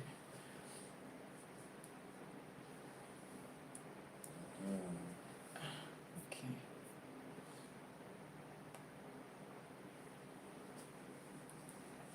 All right, guys, we are back now. Thank you. Please let me know that the live streaming is. Let me know that the live streaming is. My mother just tried to call me. Speak, my sister. I'm listening. You are coming in live and clear. Oh, okay. Sorry, we're trying to. On TikTok, please let me know that the reception is better now. Let me know that the reception is better now, please. Keep tapping on your screen and respond to me. Is the reception better now on TikTok? It's all good. All right. If you notice anything less than good, let me know so that we know what we're doing. Sorry for that. We are in a village. Our network is. The people of this town was not here that I call their town a village. But it's a village. Compared to where I'm coming from, it's a village. But we have to make do with what we have. So I was saying that if we are going to become those people that will build the generational wealth we are talking about, your first step is to go to Ifa and find out this wealth I'm even trying to build. What is it for me? What does it mean for me? What are my own sources of income? What are the sources of income I'm supposed to build on that will work for me? You first of all want to find that out. If not, you are wasting your time. So on this business mentorship, all right, that I promised I was going to do, I'm only going to do it with people that have found their purpose, because I cannot waste my time. I can't waste my time. You are not paying me anything for it. I'm just helping.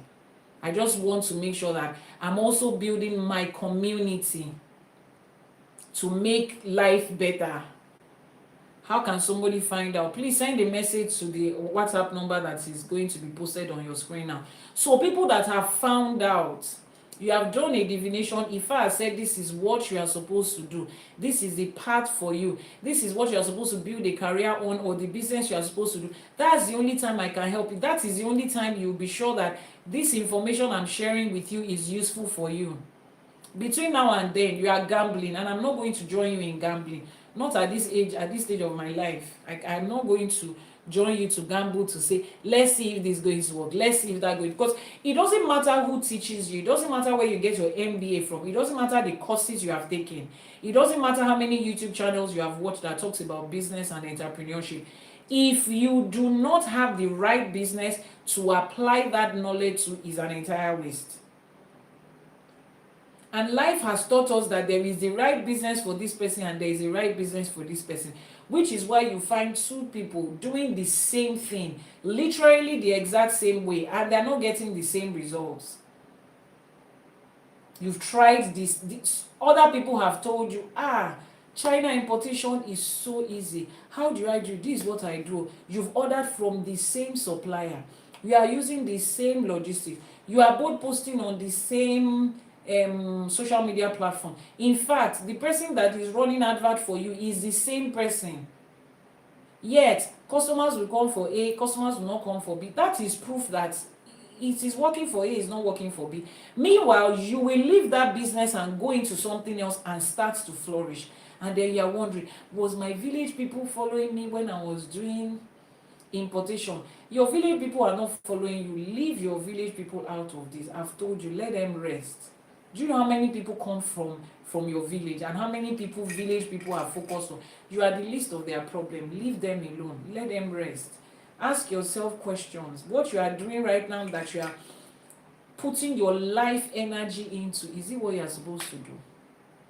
Religion has taught you whatever it is you find to do, go to Hallelujah Challenge, pray, go to Power Machine Hand, pray. Once you pray, God will answer you. He will give you anything you want. How is that going? How is that going? If God is giving you anything you want, then the people that go to church or people that are in religion should be the ones that are thriving and flourishing the most. No. The richest man in Africa is not even a church goer. It shock you. The richest people in Nigeria and Africa, they are not church goers. They are not. Businesses that have been built for structure for generation, they are not the people that are spending 24 hours in church. They are not.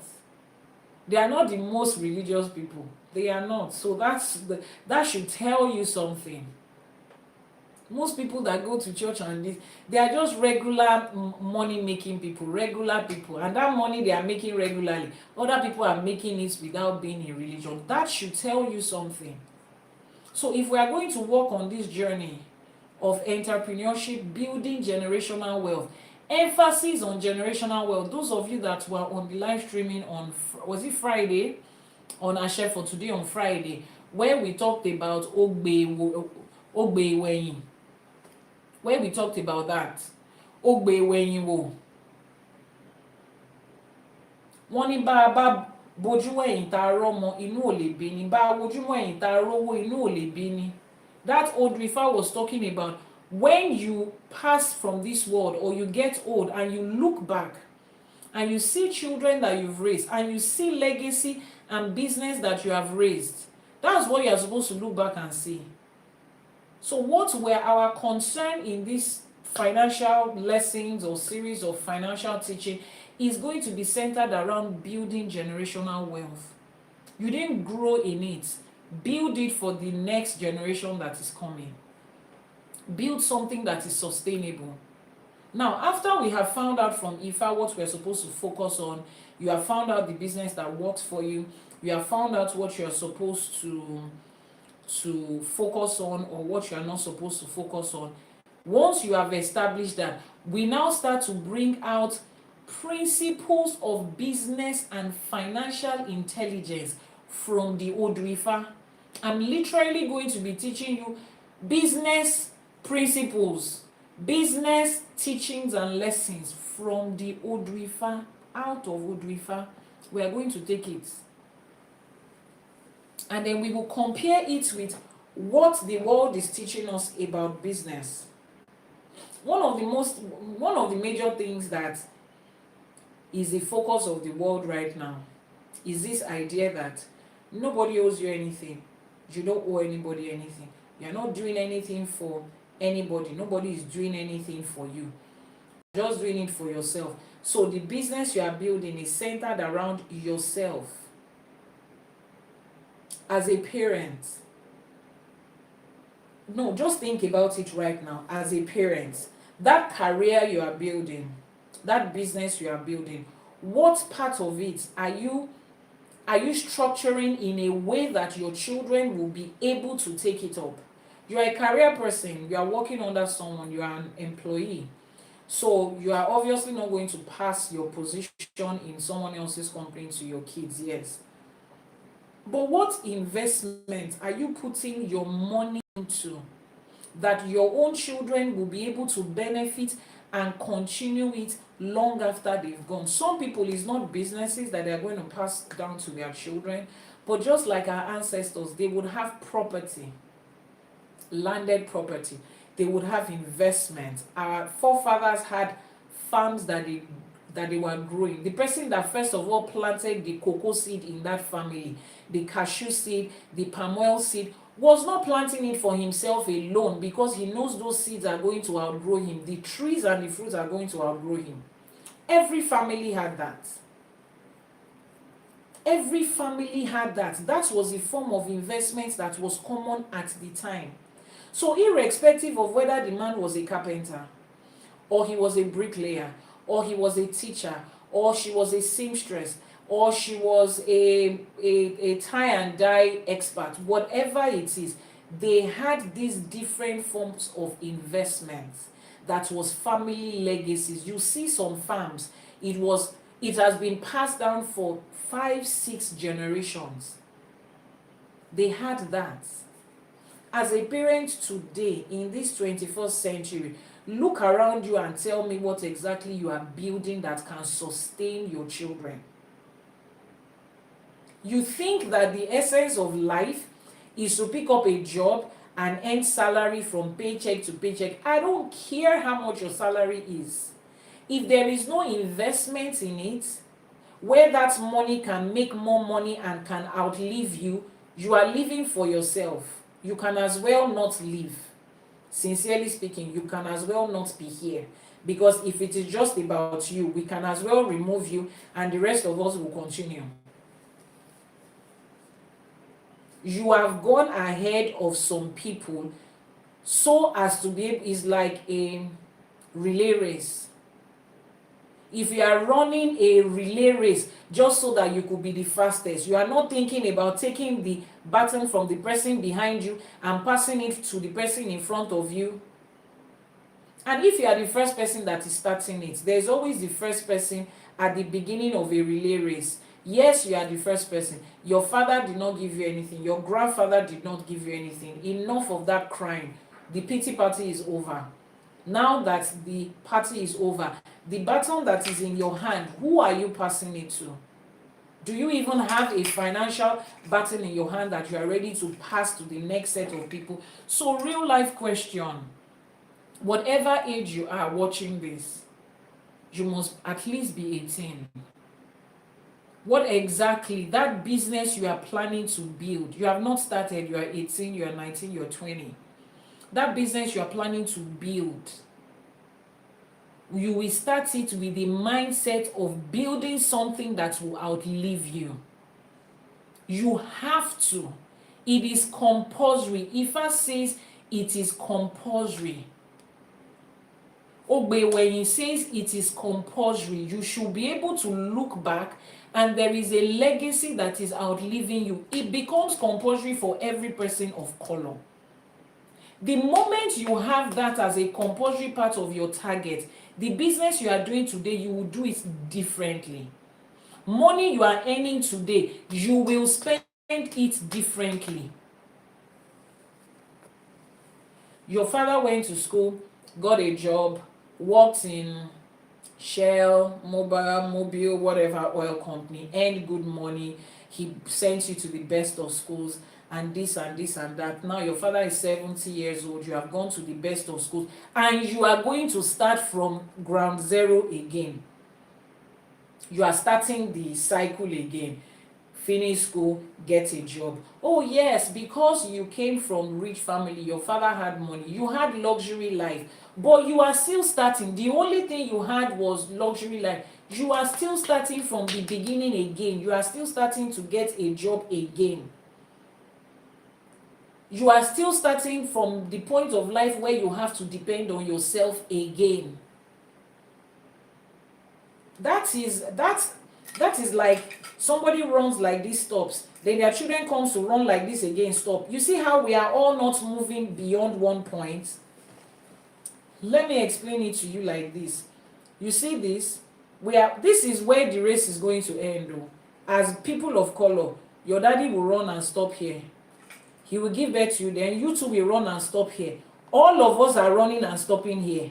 Instead of your daddy to run here, you continue and stop here. The next generation stops here, and the next one stops here, and the next one stops here till we globally reach here. No, we are all stopping and starting from the same place that the last person stopped, or that the last person started from. And that doesn't tell you something about us as a people. And we keep wondering why we cannot compete side by side with people from the east and from the west. The WhatsApp number will be posted on your screen shortly. We're wondering why we cannot compete side by side with the people from the east and from the west. This is one of the major reasons. This is it. This is it. And they have fostered that thing. They injected that thing into our system, separating us, breaking down family, not wanting us to focus on family. Now, an average black person, African person that is religious calls members of their religion brother and sister. People that you cannot build a legacy with. The religious leaders in the organizations you are telling you that, oh, we are one family in this church and we are building a school. That school that they have built, you have nothing in it. Your children have no benefit, no profit, no inheritance, but it was your prayers and your offerings and tithes that built it. Go and check the registration and the document of that school and business. It is the name of the pastor or the name of the church that is still attached to the name of the pastor, and they have built a fake family for you in your head, a family that doesn't exist. We are God's family on earth. You are my brother, you are my sister. When they start to share inheritance in their family, when they call you, that's the day you are their brother and their sister. Until then, my dear sister, you are not a part of that family. There is no family there for you. There is no family there for you. I'm waiting for the pastor who will pass, and his will be shared equally amongst members of the church and children of members of the church. Until then, that's not your family. That is not your community. The only thing that they stand for is to take away from you. If you still want to belong there, is your business. There's nothing you coming to this side is doing for anybody. But please, pity your children. They did not choose this life with you. They deserve to start from, at least let your children be able to say, this is one of the advantages of the fact that I was born in a family of educated people. Let your children be able to say that there is something they are getting from you. Let your family members, you don't want to have children, it's okay. But your brothers and your sisters have nieces and nephews. You can give to them. And if you don't have, there are motherless children, orphans that did not even grow up to see their father and their mother. They need somebody to be able to hand over wealth to them. Be that person. That's the least you can do for humanity. Stay there and be doing my brother, my sister. Our brother in the Lord. It's okay. Your brothers and sisters are in your house. So. And if you don't have, like me, brothers, see, I grew up in a closely knitted family. My cousins and I grew up as siblings. My cousins were my siblings. They were my best friend, which was the story for a lot of you that grew up in my generation and before my generation. Please send them, help us post the WhatsApp number. On both sides, Janet Africana, please help us post the WhatsApp number on YouTube, and then babe, please post the one on TikTok. Thank you. Your children, they want to have a better life. They deserve to have it. please, let the focus of the business you are building right now be geared towards generational wealth. That's how we can change the history of Africa. You too, pause and look at it.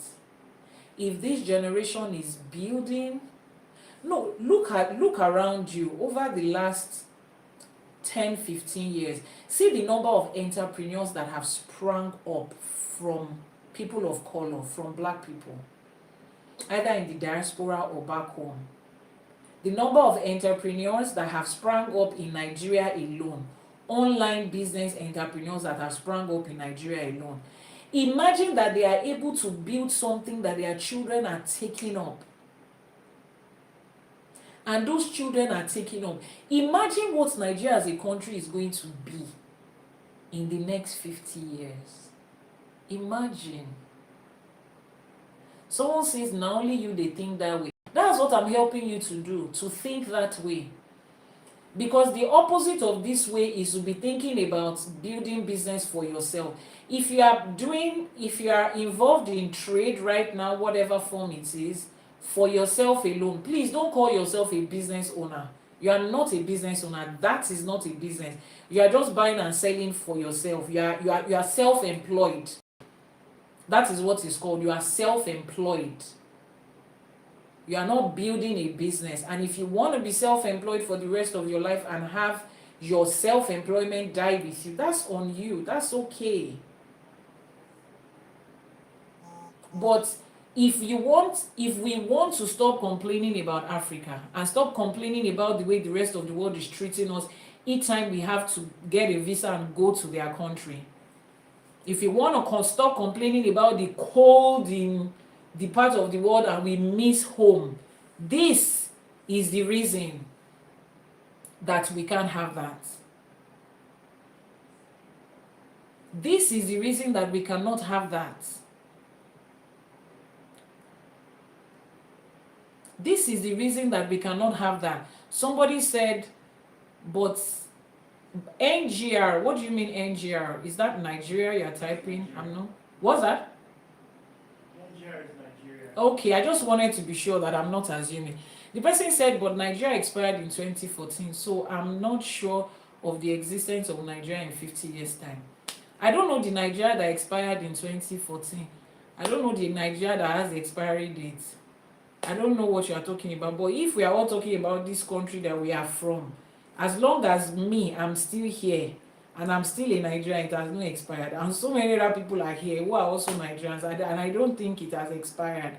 So if you feel Nigeria has expired, and you happen to be from the Nigeria before it expires, you can as well move to another country and be there, and that's fine. We have a lot of Nigerians who have picked up citizenship from another country and they've dropped the Nigerian home. It doesn't change the existence of Nigeria and what it is.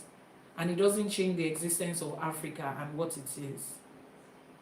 And the fact that people think that Africa is irredeemable is, I tell people that say that to me that you are the one that is irredeemable. That's just what it is, because if you look at a thing, if you look at this thing and you say it is white, this thing I'm holding in my hand, if you look at it and you say, oh, this thing is white, then you are the one that is colorblind. It doesn't change the color of this thing, and it doesn't change the way the rest of the world sees it. The rest of us see it. So we know you are the one that has a problem. You are the one that has given up on Nigeria, and that is absolutely okay. You've given up on the economy of Africa. It's okay. It's not a thing that we are saying we need a crowd. No. The information I'm giving here today is by choice, and the people listening to me are also by choice. And it is because they believe that there's something that can come out of it. Because some of us do not see ourselves living in another part of the world for the rest of our life and having our generations live there for the rest of their lives. Some of us are not just like that. When I talk about the fact that I'm building business in Nigeria, I hear people say things like, oh, it's because you have not had opportunity to travel out. If you travel to the West, let me bring up something. something has been happening lately. I've been seeing a particular trend lately. They call it Jakbada. Okay, so Jakba is for people that leave Africa and they travel abroad. They travel to the diaspora, not for a short period, with the intent of, you know, living there long term and, you know, getting second citizenship there, probably in the West most of the time. So there is this trend called Jakbada, meaning that you are coming back home. You have left and then you're coming back. And people have been making this post. A lot of people that say, oh, I went to the UK, I've returned back to Nigeria. I went to Canada, I've returned back to Nigeria. And I'm reading comments in their comment section, and people are talking about, stop deceiving yourself. You cannot say you went back to Nigeria because it's better. It's because you tried to get your papers and you could not get it. It's because you have gotten, for some people they say it's because you've gotten the second citizenship you need. And people are in the comment section describing another person's personal experience to them. And 80% of the people in comment section are telling them it doesn't make sense. How can you say you went to Western world and you came back to Africa? And I just, you know, it gives me more context to what we are dealing with right now. And which is why I said is from the mind. This is not motivational speak, this is real life. I left Nigeria for the US a couple of years ago. And I lived there for a while. I had children there. And like any other Nigerian, I could have stayed there to say, second citizenship, green card, this and this. I came back to Nigeria. Not because nobody pushed me to go, so it's not as if anybody pushed me to leave. I sat down and I looked at the quality of life that was presented to me in New York at the time. I was living in Long Island. The quality of life that was presented to me, the quality of life that my children will live at the time that I was in New York was when the use of drugs was legalized in New York City, or the state of New York. And I looked at it as a single mother raising kids. In this type of community, I cannot get the quality of life that I want for my children. With the way they talk about bullying in schools, in public schools, I could not. That's not the kind of life I want for my children. I just couldn't do it. And I left by choice. And I came back to Nigeria, and I sat down and I started to think about which country is providing me the quality of life that I want, even if Nigeria cannot. You see, that question is one question that I know that so many people in that comment section, those people's comment section, have not decided for themselves. What is the quality of life you want for yourself? What is the generational wealth you are building? What is it that you are doing for yourself? I'm not talking about a bandwagon of Nigeria is bad, let's travel abroad. Everybody is on a bandwagon. And when they were all trooping out a couple of years ago, 2-3 years ago, to the UK particularly, with the student visa and dependent thing, I told my friend, I said, I pray for these people. I pray for everybody to succeed. It's my joy to see everybody succeed. But the number of people that will come back with premium tears, because ask an average person that is living, why are you going? You cannot make it in this country. This country is that country. I understand the definition of what life in Nigeria is right now. Trust me, I do, to a large extent. But my question is, what is your big idea where you are going to? Why did you choose that country? I just want to go abroad. I just want to go abroad. That is the reason. It just has to be abroad. Anywhere abroad. This is, you see, this is a problem. This thing in your mind is the reason they can push you here and there. Let Germany wake up again tomorrow and say, we're opening our schools, free entry to people from Africa, they will all carry their bag and they are going there again. As long as it's any other place aside from Nigeria, as long as it's any other place aside from their home country. I do not have a problem with people exploring the world. I love to travel. I love to explore the world. In fact, I love to go to places that people hardly go. I love to see things in a place that they don't have crowd. But the question is, if you have decided and determined and explained to yourself the quality of life that you want, what you are building, then you are able to pick and choose what aligns with it. I told you I left the US, right? I came back to Nigeria. No green card, nothing. And I told myself, my friends were like, if you leave, you might not be able to come again. Getting a US visa is not. And I told them, I said, and if I don't come back to America, what's going to happen? Do you know how many countries are in the world? Because I don't understand why you people are. I don't know. I really just didn't know.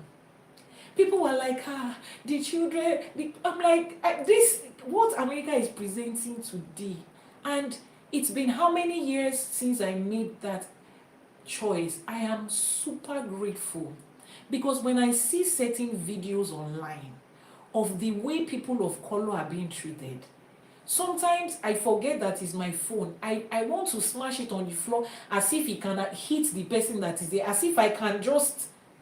I'm grateful that I chose to live, because I was able to define for myself the quality of life that I want.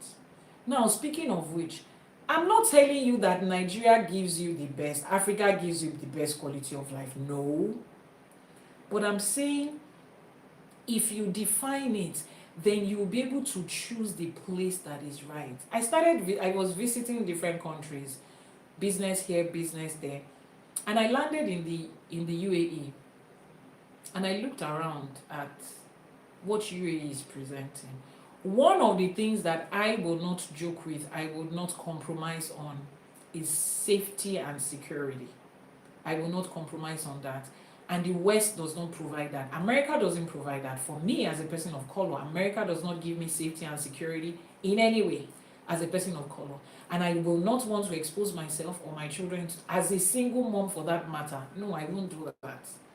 I got there and I saw that this is a country that is selling safety and security.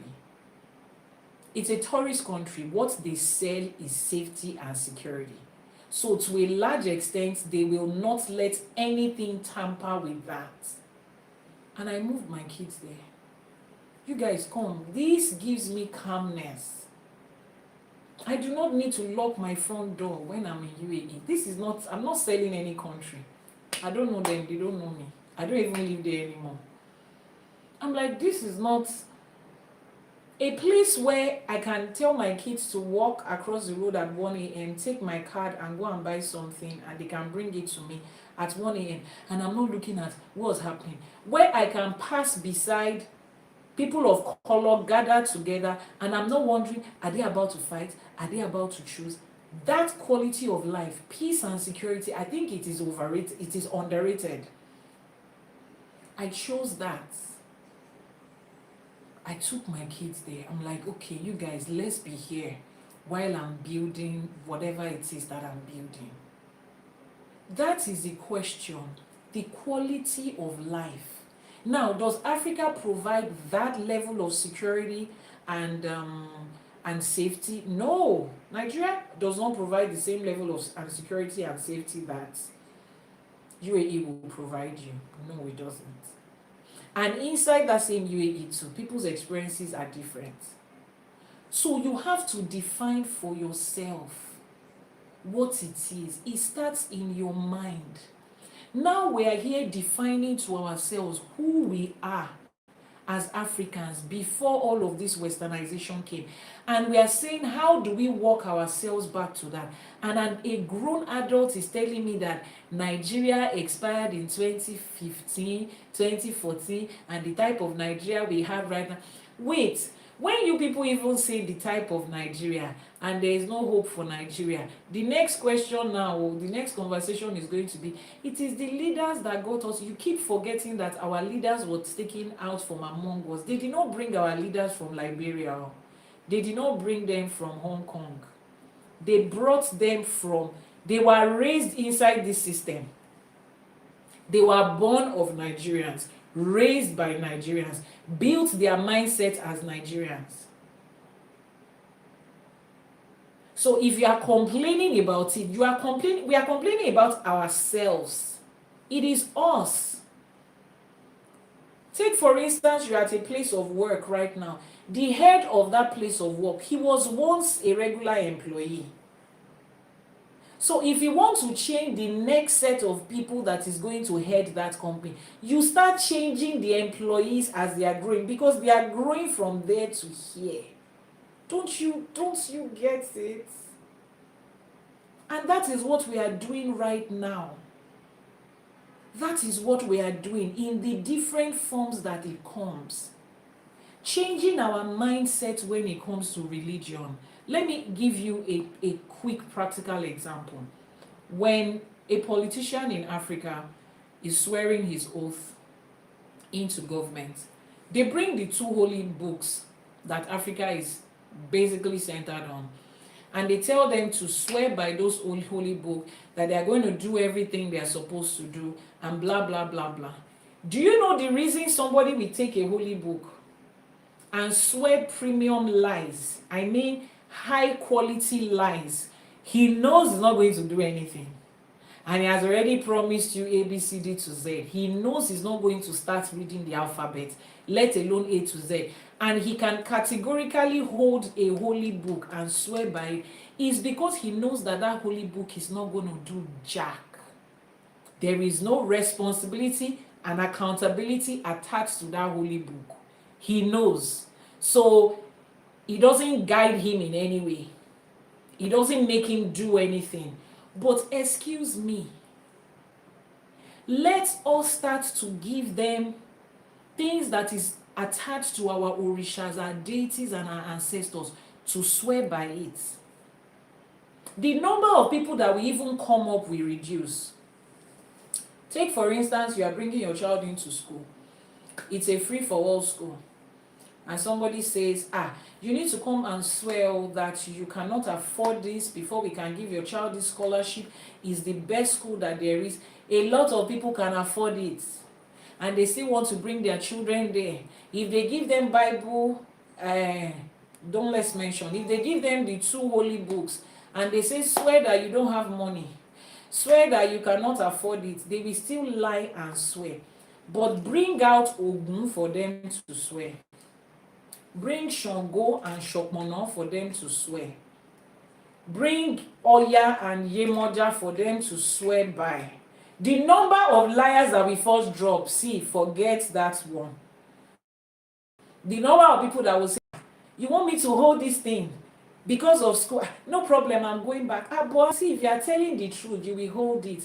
The number of people that it will cut down is more than half. Let's try. Let's do what works. We know what works. Let's do what works and see if it will not work. You and I knows what works. Let the next leaders be taken after doing a divination in our traditional ancestral way. Forget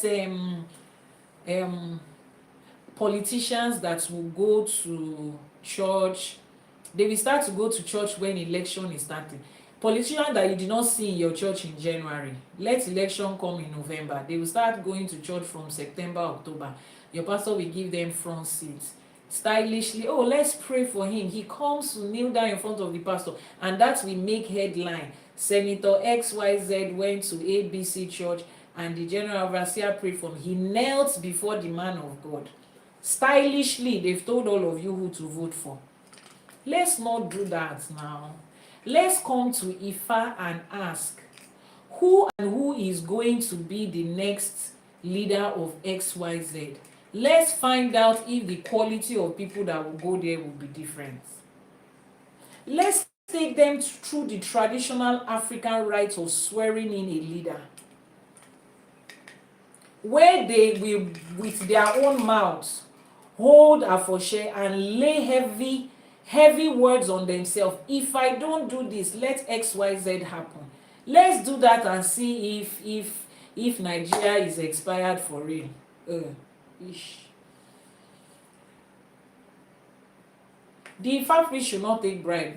Which Ifa priest is taking bribe? Is the Ifa priest in your village taking bribe? Some of you think, oh my goodness. The definition religion has given to us about so many things is appalling, is sad. Should I tell you why an Ifa priest will not take bribe? People come to Ifa priests to tell them to do a divination for them to make their life better, do sacrifices and appeasement for them to make their life better, sell spiritual product and spiritual work for them to make their life better. If you want to bribe an Ifa priest with 5 million, you think all of the things that he has put together in his shrine, that is working, that you people are going to patronize him and is working for you, you think all of those things cannot give him 5 million?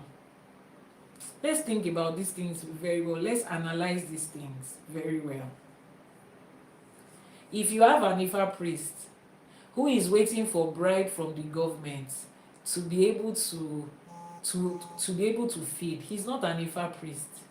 Because if the Ifa in his house cannot provide that for him, he's not an Ifa priest. It's possible. An Ifa priest that has Orishaje in his house and he has a source of income and he's giving appeasement to his Aje, and his Aje cannot provide money for him, then you know for a fact he's not an Ifa priest. So that is the simple definition of how an Ifa priest will not take. You people don't understand that Ifa is built on choices and consequences.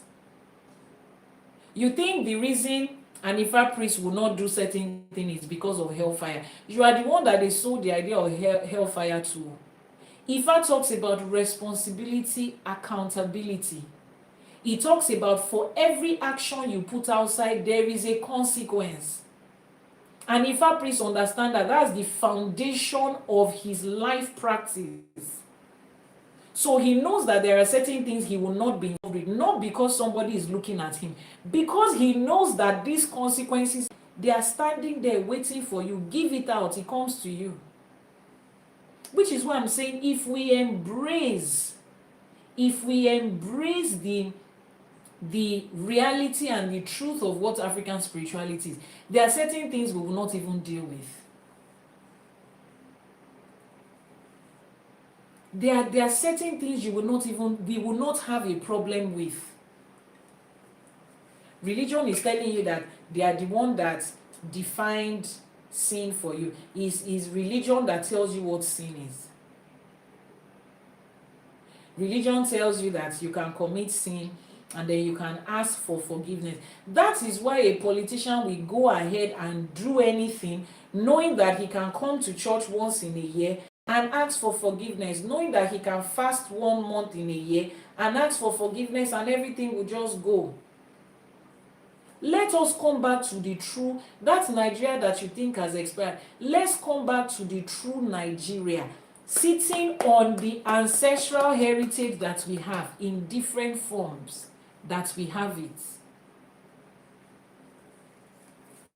Sitting on it, someone said our Ifa can only exist in a Yoruba sovereign country. That is a fallacy. That is outright confusion, and that is outrightly false. Ifa is not centered around Yoruba people. Ifa is not centered around Yoruba people. If Ifa is centered around a sovereign Yoruba nation, then why then do people of other tribes, other races, other cultures come to Ifa, and Ifa can do for them exactly the same thing Ifa is doing for a Yoruba person? The woman that built what we have as the Osun Osogbo Grove today, Susan Wenger, that we have now, that was later called Aduni Olorisha, she was an Austrian. No iota of melanin in her. She came to Ifa, she found a place in Ifa, contributed her own part, made the Osun Osogbo festival what it is today. That is not Yoruba. You see that part? That is what you don't understand, that the people that are fueling that idea are still these same people. Okay, now that they found Ifa, let us tell them that they should just have it on their own, so that Ifa will just be covered by Yoruba people. Let it just be there. At least let's reduce the number of people that will get access to it. If you as an Ifa devotee can go to an Ifa priest and do divination and Ifa will speak, do Ishefa and it will work, do Itefa and it will work, buy spiritual product, give Ebo and it will be accepted. And somebody from Germany can come today, a full German, do Idafa and Ifa will speak, do Ishefa and Itefa and it will work, do Ebo and they will accept it. How then do you now limit Ifa to Yoruba people? It's bigger than that. It is bigger than that. Before the advent of Yoruba, Igbo, state and capital, what were we? That's the question. That is the question. Before they broke Nigeria and Ghana and Benin Republic and Togo, who were we? That is the person that I'm asking every one of us to define. Who exactly are we before all of these ideas came? When you find out who we were as a person, then we will be able to walk ourselves back to it. Ṣebí Yorùbá náà ló máa ń sọ pé tíwájú ò bá ṣe lọ, ẹ̀yìn á ṣáà ṣe padà sí. Yoruba will say, if you cannot find your way forward again, at least you can go back to where you are coming from. But how do you go back to where you are? If we don't know where to go back to, this is what we are. This is what we are speaking about. This is the teaching. This is what we are advocating for. This is the essence. Somebody says we were Yoruba country. You can Google it. You don't understand me. You don't understand me. This is not Ifa College, Iyanifa Ewa, and the teachings I give is not centered around Yoruba country or not. It is not a fight of country. You need to understand. Let's allow these distractions. Just like I say, it's not a fight of religion. It's not a fight of your geographical location. African spirituality, African heritage, African definition is bigger than a tribe. Let me explain this to you. If you want to go to Germany, France, Sweden, Italy, and all of that today, you apply for a Schengen visa. It's called a European Union visa, EU visa, that allows you 20-something states in the EU state. They can travel freely there. It's a part of Europe. It's the larger part of Europe. It's a continent. North and South America. North America is a continent, right, that comprises US, Canada, and some other islands. They can travel freely within that continent. This segregation you're talking about is the reason Africans cannot travel freely within Africa. And you do not understand that there is a reason that is that way. There is a reason they structure that like that, so that we cannot freely exchange ideas, freely exchange growth, freely exchange developments, so that we would have this segregation among ourselves, and it will stunt the growth and the development of us as a nation. Look at the continents, the two biggest continents that have this segregation. They are people of color, Asia, Africa. Europe does not have that. Despite the fact that they have language barrier and language differences in the EU, they still have freedom of movement. People can easily bring something from one place to another. People can easily share growth and development, whatever form it comes. At least they can move around. America is the same thing. If you hold an American citizenship and a Canadian citizenship, you can move freely within the two countries. Oh, that's a continent. Though, I believe you people have forgotten that North America, that America and Canada is a continent. This Yoruba nation, Igbo nation, Hausa nation, Ghana nation, what's it? Kumasi nation. This is the reason that we are still here. A Nigerian wants to go to Ghana. You will still have to stamp something and apply for something. You cannot stay there for more than a certain number of days. Nigeria and Ghana. And there is a lot we can do together if there is that free movement and community that Africa was built upon.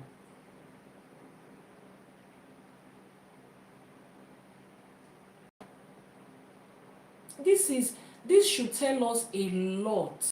So this is bigger than Yoruba nation.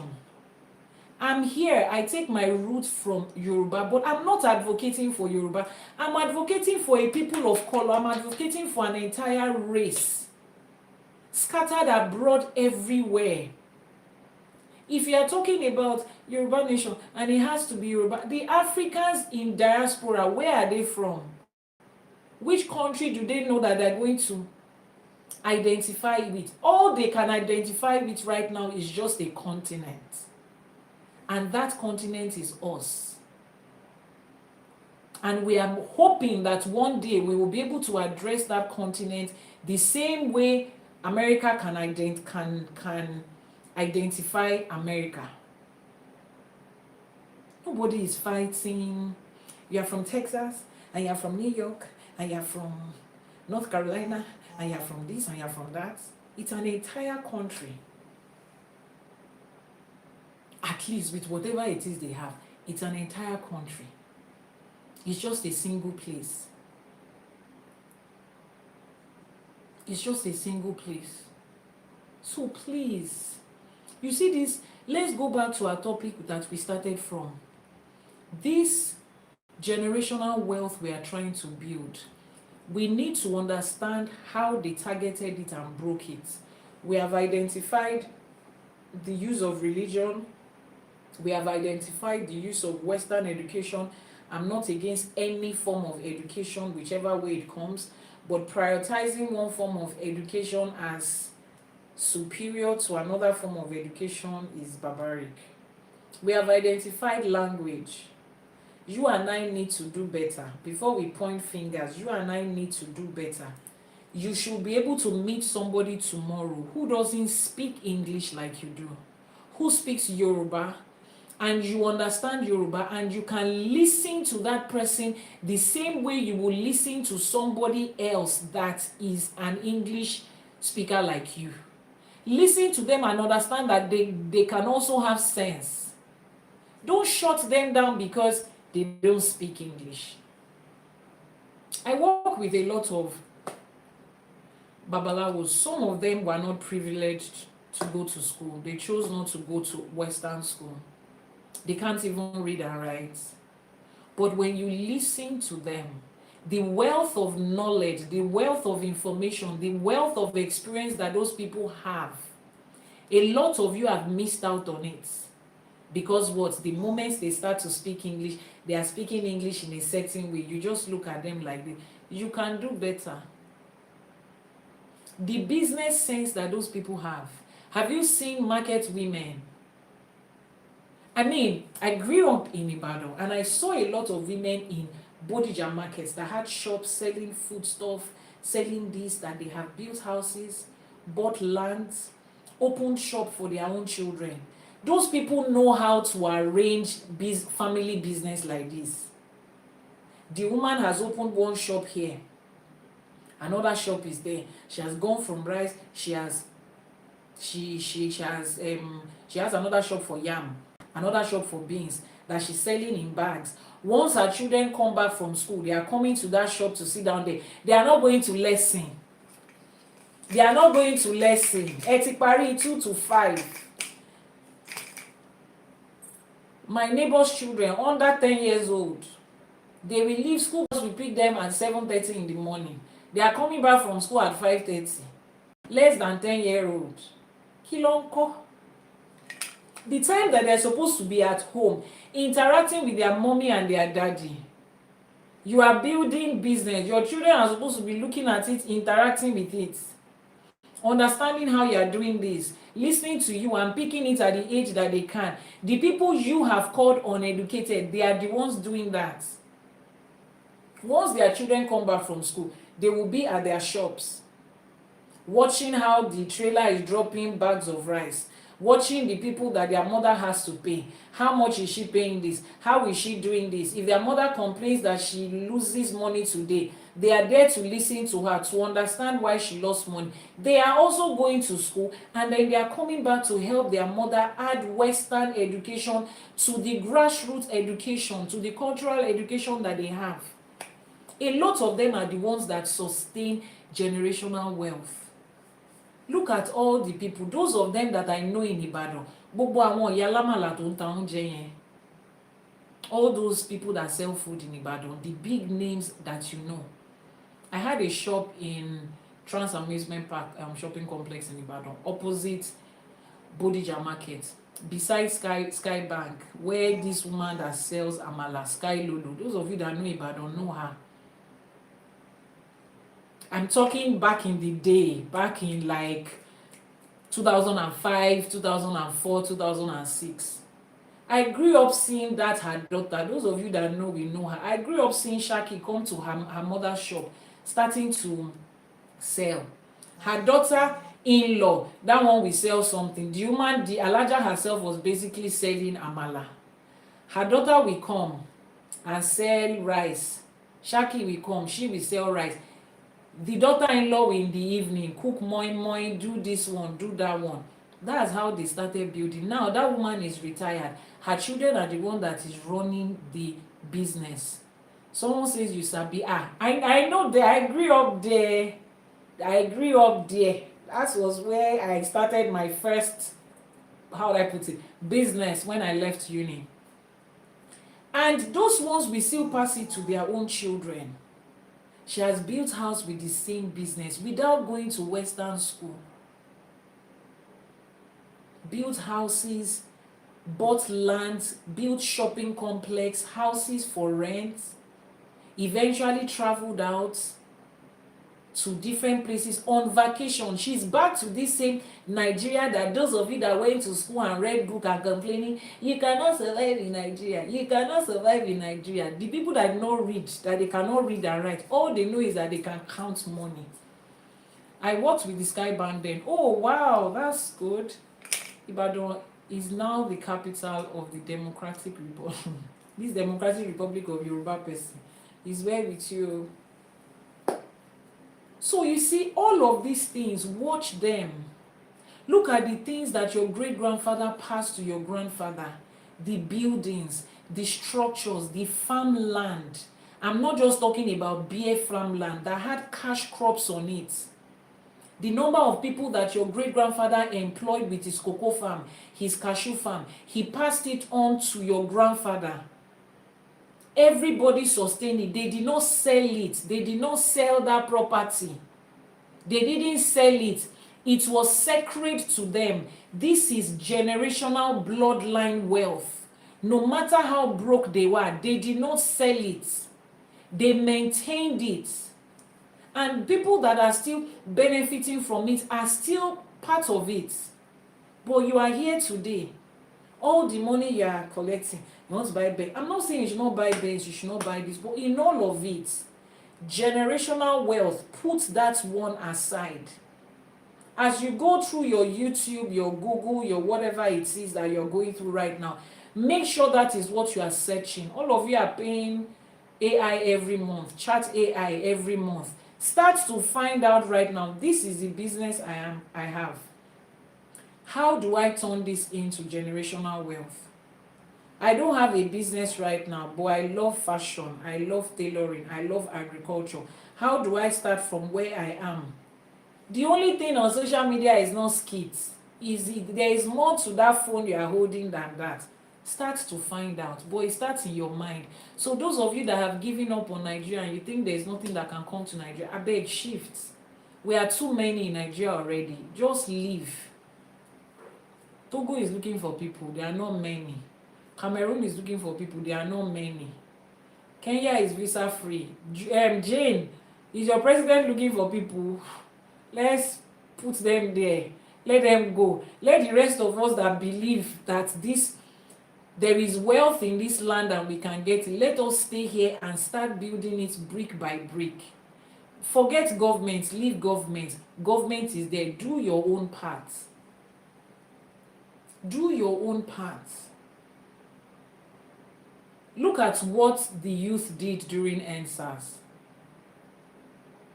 Look at how people came out. Funding. Guys were outside, like literally buying free food, free water, free transportation, just to mobilize. Jane said they don't need people here. Just to mobilize people. Just to mobilize people to come. And it was then that I looked at it like, he said, is this not the same Nigeria that they say there is no money? People that were buying free food for everybody during EndSARS, where did they get it from? People literally put buses on the road, fuel them to say transport people to the venue of where this thing is happening. Imagine that, imagine that, imagine. Just those number of people, if they start to build with generational wealth in mind, they are going to create job for other people. See how many entrepreneurs we have had that have, between 2015 and today, 2025, as at the time of streaming this video, can you guess the percentage increase in business owners and entrepreneurs and self-employed people that Nigeria has had? Do you know how many that Nigeria has had? The increase in number of people that have created businesses, that have now become self-employed. Now imagine those people are building business with structure. Then we should also have had a number of people that got employment, because businesses have been created. Ask lawyers that register businesses. Go online. 10 years ago, social media was just for fun. 10, 15 years ago, people were just posting fun things online. Look at the number of people posting fun things and the number of people posting businesses today. So why hasn't the employment rate reduced? The unemployment rate reduced? Those people, we need people to work for them now. That's because most of those businesses you see online, they are not businesses. It's just self-employment. Somebody just employed themselves. It's just them doing everything. They do not understand what it means to build a business.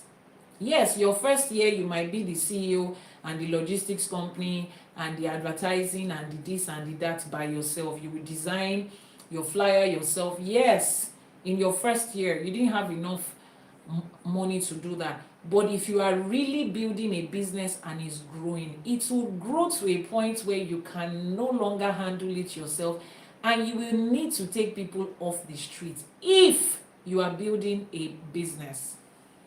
If you are building a business, I saw a comment.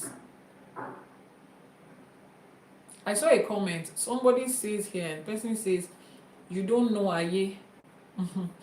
I assume that's what the person, in Yoruba language, when we talk about Aye, we are talking about spiritual forces.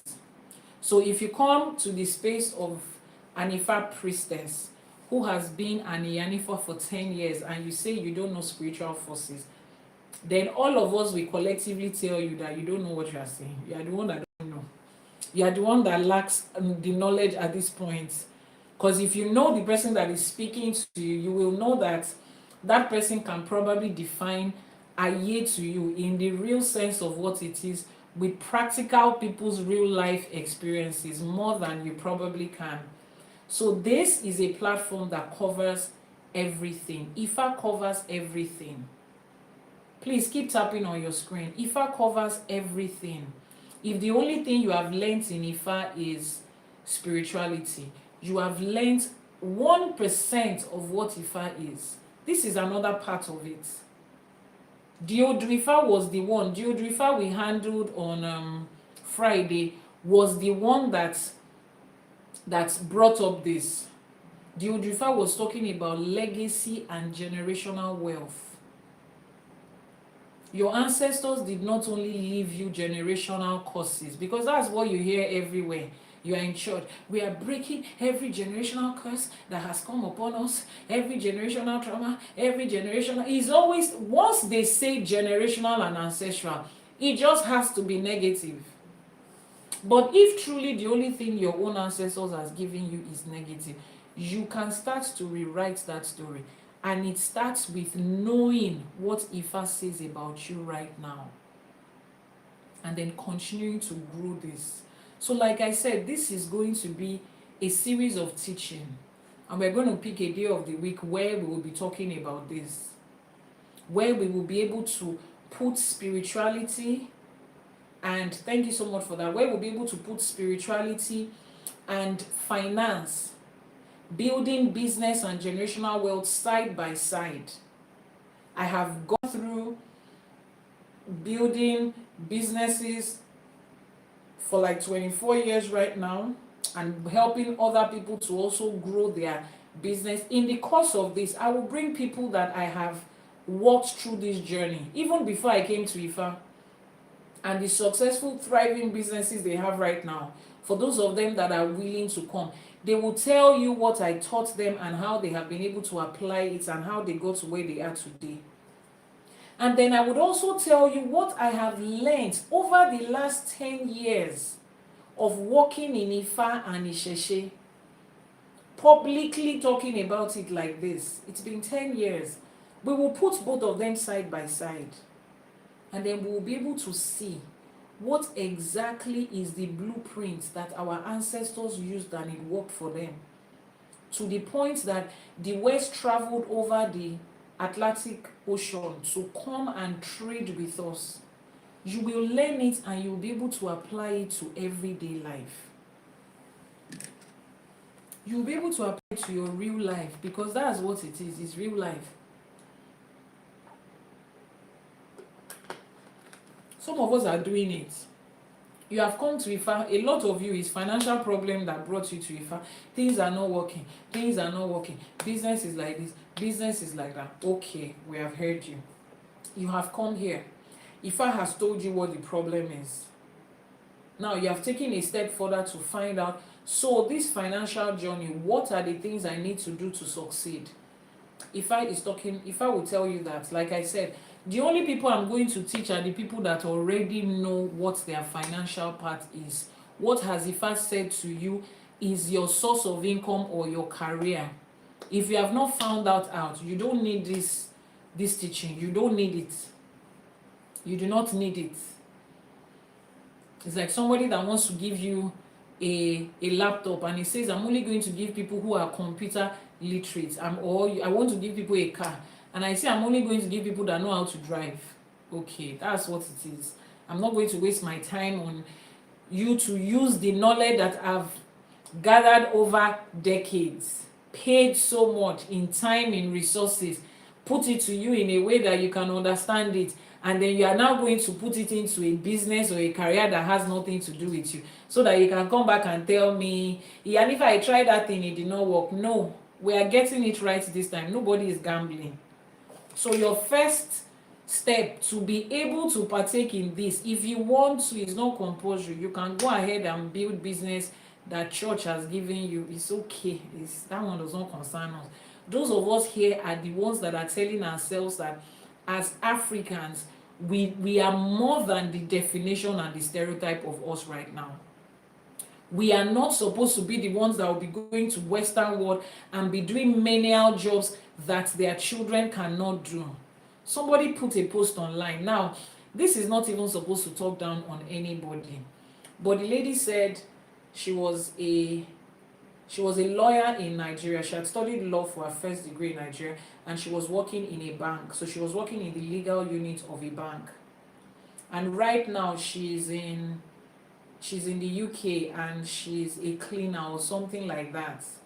And people in the comment section are like, don't mind them, oh, be proud of what you are doing. The cleaner in UK is better than the lawyer in Nigeria. Now, that comes from two different mindsets, right? It comes from the mindset of the money that is being earned. Is that okay? So you want to convert, I don't know how much they pay them in UK. I've never had to talk to anybody about how much they earn. But let's imagine that they are probably paying you £2,000. Take for instance, that's about what's in naira. £2,000 is about 4 million in naira, right? Okay. Now, the person is comparing it with what she was earning in Nigeria, say 700,000 naira. That's way more than it. But you are also forgetting that life is more expensive in the country where she is than it is in Nigeria. You are also forgetting every other thing, the emotional, the psychological, and the mental disturbance that comes with that type of a change. Yes, people are picking up those jobs right now in the West, in the East, just to survive, just to be able to have extra income. And there's absolutely nothing wrong with that.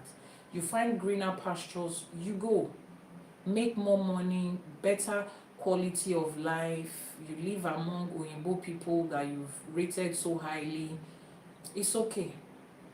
It's good for you. It's a miracle. You prayed for it in church and God answered you. But some of us do not want to continue to be stereotyped by that. Some of us believe in the people that we are and we want to ask questions. Please, this cannot be why we were created. This cannot be the stereotype and the definition of us. No. And that is why we are doing this. That is why we are trying to get it better. Because it sounds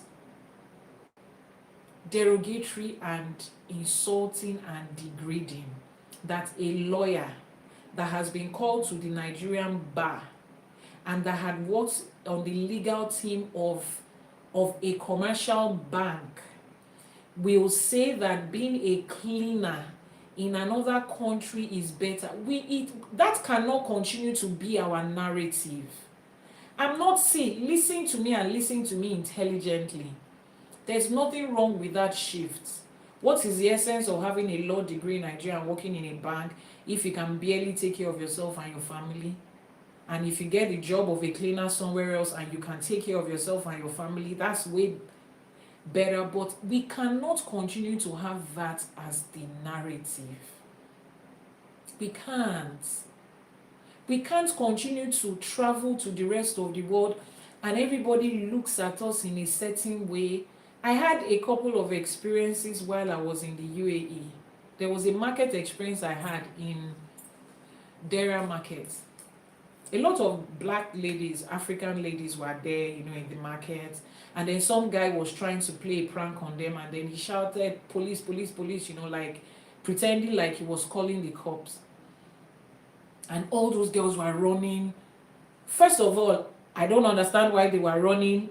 I was even focused on what I came to do, And then the guy came to me and he said, you won't run. And you know how they speak English there. And I'm like, why would I run? He said, I should see the other people. I don't know why they are running, what's happening. So the other guy that was there was explaining that, most of them probably don't have their visa has probably expired. Some of them were, sex workers and all of that. And I told the guy, I was like, oh, okay, that doesn't apply to me. The guy looked at me and legit asked me, so what am I doing there if that doesn't apply to me? I said, I have my Emirates ID, I'm a resident of this country, and I came into this country as an employee of my own company. I registered my own company here, and my company gave me PR to be here. Literally, I bought my residency here. And the guy looked at me in a certain way like, it is sad that is the stereotype that we have to carry. And nobody is going to change that stereotype for us aside from us. At least it's going to start with us. So for those of us that have not given up on this continent and want to find out how our forefathers walked with their heads and their chin high at some certain time. They could travel to the West as big men, successful people. They holiday and they come back. They didn't have any reason to sit there and be there. I said it on my last live streaming. My own mother went to my grandfather, maternal grandfather, studied theology and education in the UK. So his family often traveled. My mother went to the UK to buy her wedding gown.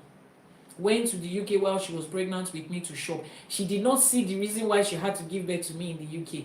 In the 80s, the early 80s, that was Nigeria at a certain time. When she tells me the story, when I was younger, I used to feel so bad. Why didn't you just wait and give birth to me in UK? I'll be British citizen by now, because at that time, citizenship was by birth in the United Kingdom. But she did not see any reason why she should. Her father went and came back. She had gone several times and she had come back. And she was going to have her first child. She didn't see any reason why she was supposed to give birth to her first child in a foreign country where there won't be family to take care of her. That was a Nigeria at that time. A Nigeria when naira to pounds was exchanged 1-to-1. I mean equal value. We want to get to that, right? That was once our reality, right? This is what we are saying. Let's find out how we were those people. First of all, confirm that we were those people. And yes, we have confirmed that. How were we those people? How were we able to build and sustain that economy level that put our currency side by side? It might not change to that in my own lifetime, but I can begin, you and I can begin to do that. And then teach our children to do that. A lot of people in the comment section of people that are posting jackpot, those that went abroad and came back to Nigeria, people are saying, it's because you have money. If you don't have money, exactly what we are saying. That money determines a lot of things. Let's start to grow that money. Let's start to grow that money as a people. That's exactly what we are saying. Your parents did not grow that money for you to inherit. Start to grow that money now. That's the essence of this business teaching. Start to grow that money now so that your own children will not be crying the same cry that you are crying.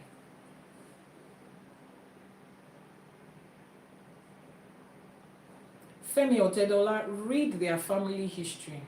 Find out who his father was, who his grandfather was, who his grandparents were, the mother, the grandparents. Find out. You will understand that Otedola family's wealth and connections and everything did not start with Baba Femi Otedola. And look at what their children are also building. Despite what their family has, they are training their children to continue this. You think they want everything they have to end with them? No. Trust fund babies, trust fund babies. Some children are called trust fund babies because their grandfather and great-grandfather built trust fund for them. That's why they are called trust fund babies. People speak to them in, certain ways. We all watch the movies where they call somebody a trust fund baby. And the person is trying to say, no, there's more to me than trust fund. Some of us, Nigerians will do anything to be called trust fund babies just for the fun of it. I'm not doing anything. I'm just a trust fund baby. I'm living off trust fund. That's my job. That is a different level of life. You can do it. You might not be able to build that level for your children, but you can start to build something. And they will take it up from there. A journey of 1,000 miles, it starts with one step. But when you are at the start point and you're already telling yourself, it's not worth it, we cannot win this race. It's like they're running marathon race and you see Kenyans beside you.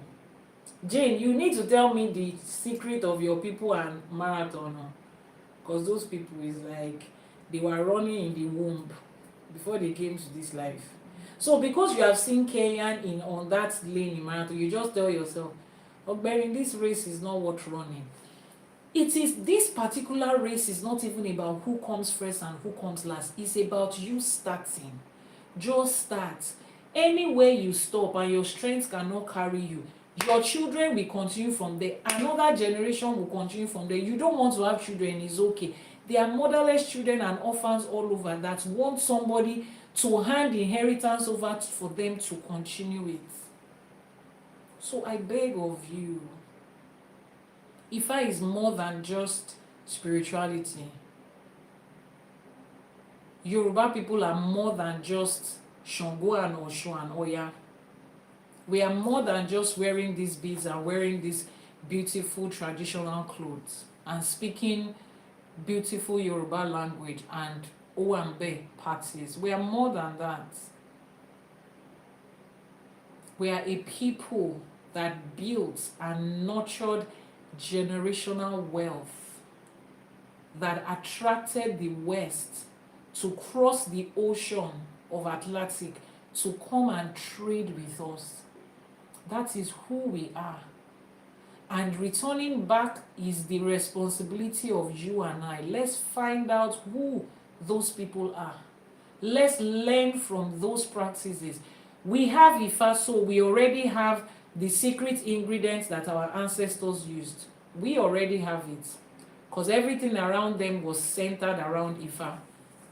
Everything around their life was centered around Ifa. So we have the blueprints that they used.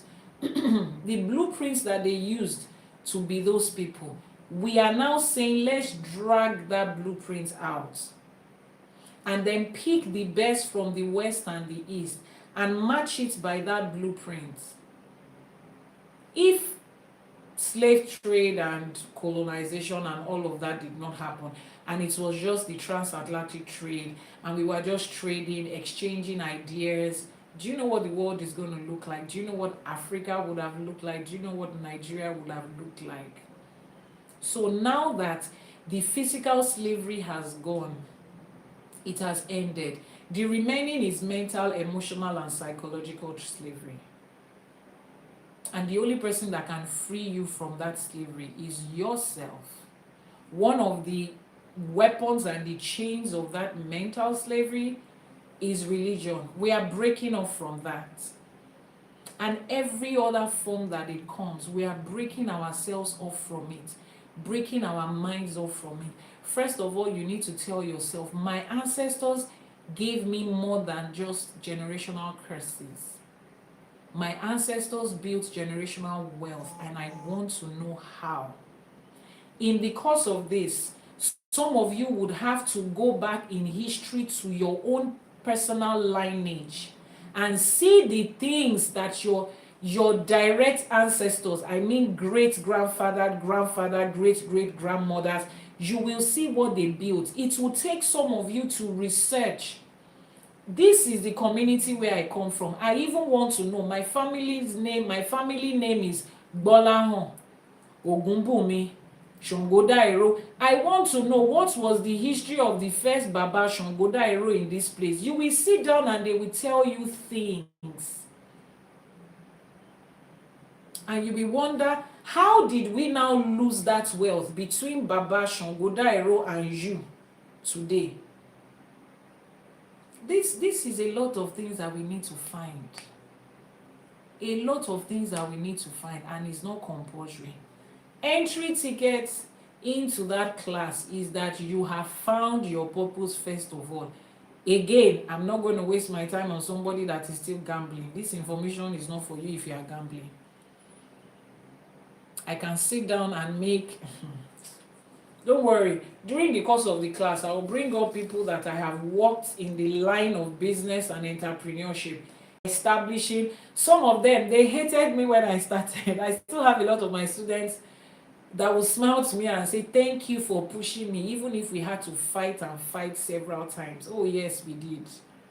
But today, they can look at themselves and say, I still have one of them who was telling me last, He's clocking 30 in a few months.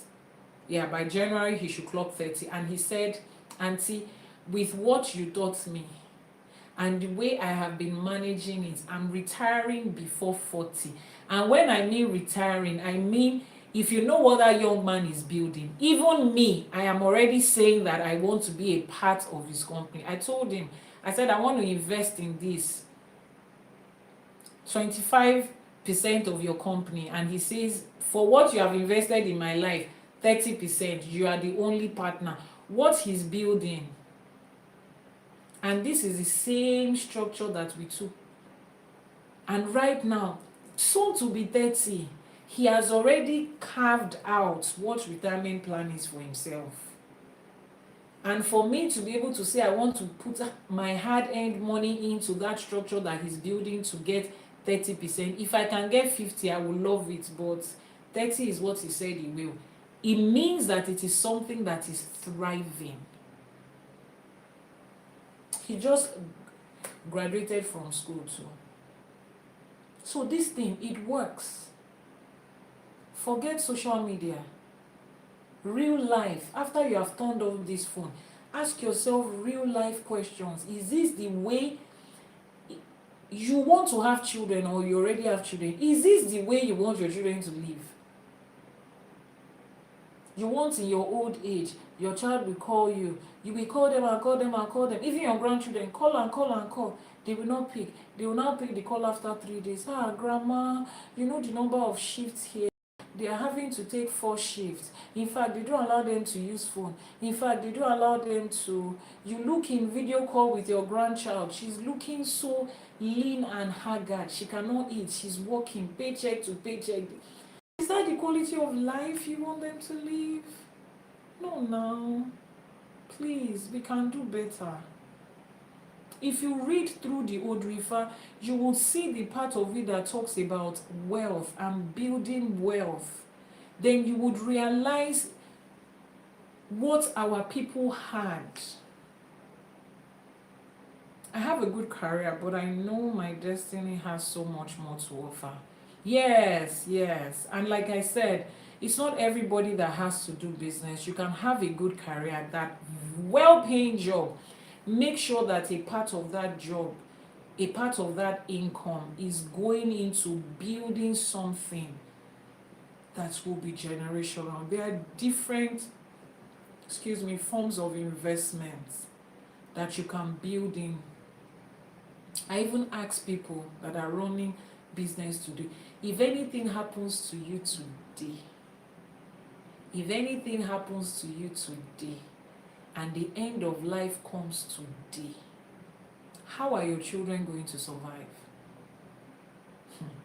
You see, that question alone, maybe because I spent so many years as a single mother, maybe that is why when it comes to business, finances, entrepreneurial skills, building wealth, I don't joke.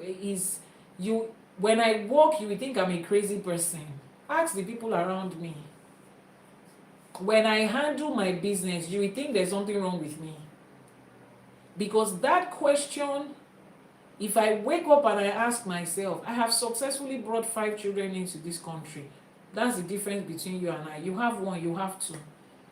Me, I have 5. 5. 1, 2, 3, 4, 5. That I'm raising alone by myself. So I cannot afford to not build generational wealth. I cannot afford to not. I cannot. Because I know what I'm going through right now. I do not want to watch my children go through that. Never. I want to be able to sit down at a certain age and I say, you, the company here, continue from there. You continue this one, you continue this one, you continue this one. They can flip through different countries and enjoy life.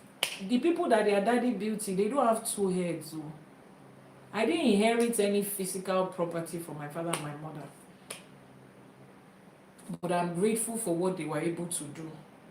To put all the support and strength and confidence that I needed to face this male-dominated business world as a woman of color. It was a lot. They helped me to work on the first step, which was my mindset. They did a lot of that. I owe all of that to them. So if you did not grow up with people that can help you walk that through your mind. Sorry, I want to pick a question.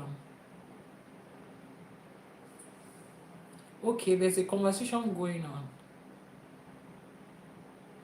on. Sorry. I don't know why you don't get notifications when I come online. I don't know why you didn't. I'm sorry about that. Sorry, I wish there's something I could do. So please, today is to give us awareness of who we are and who we can be. If you have that level of money and wealth, a lot of people will not go abroad and be doing cleaner, caregiver, going through a lot of things. I have a lot of clients. You know now, when people are abroad, the people they first of all speak to are spiritualists before they talk to their father and their mother. So many things they cannot share with family. The way they are struggling in their abroad that they cannot share with family. Is spiritualists they will talk to first. So we have heard stories. A lot of people will not go if they had better quality of life in their home country. Anyway, let's wrap this up. If there's any question.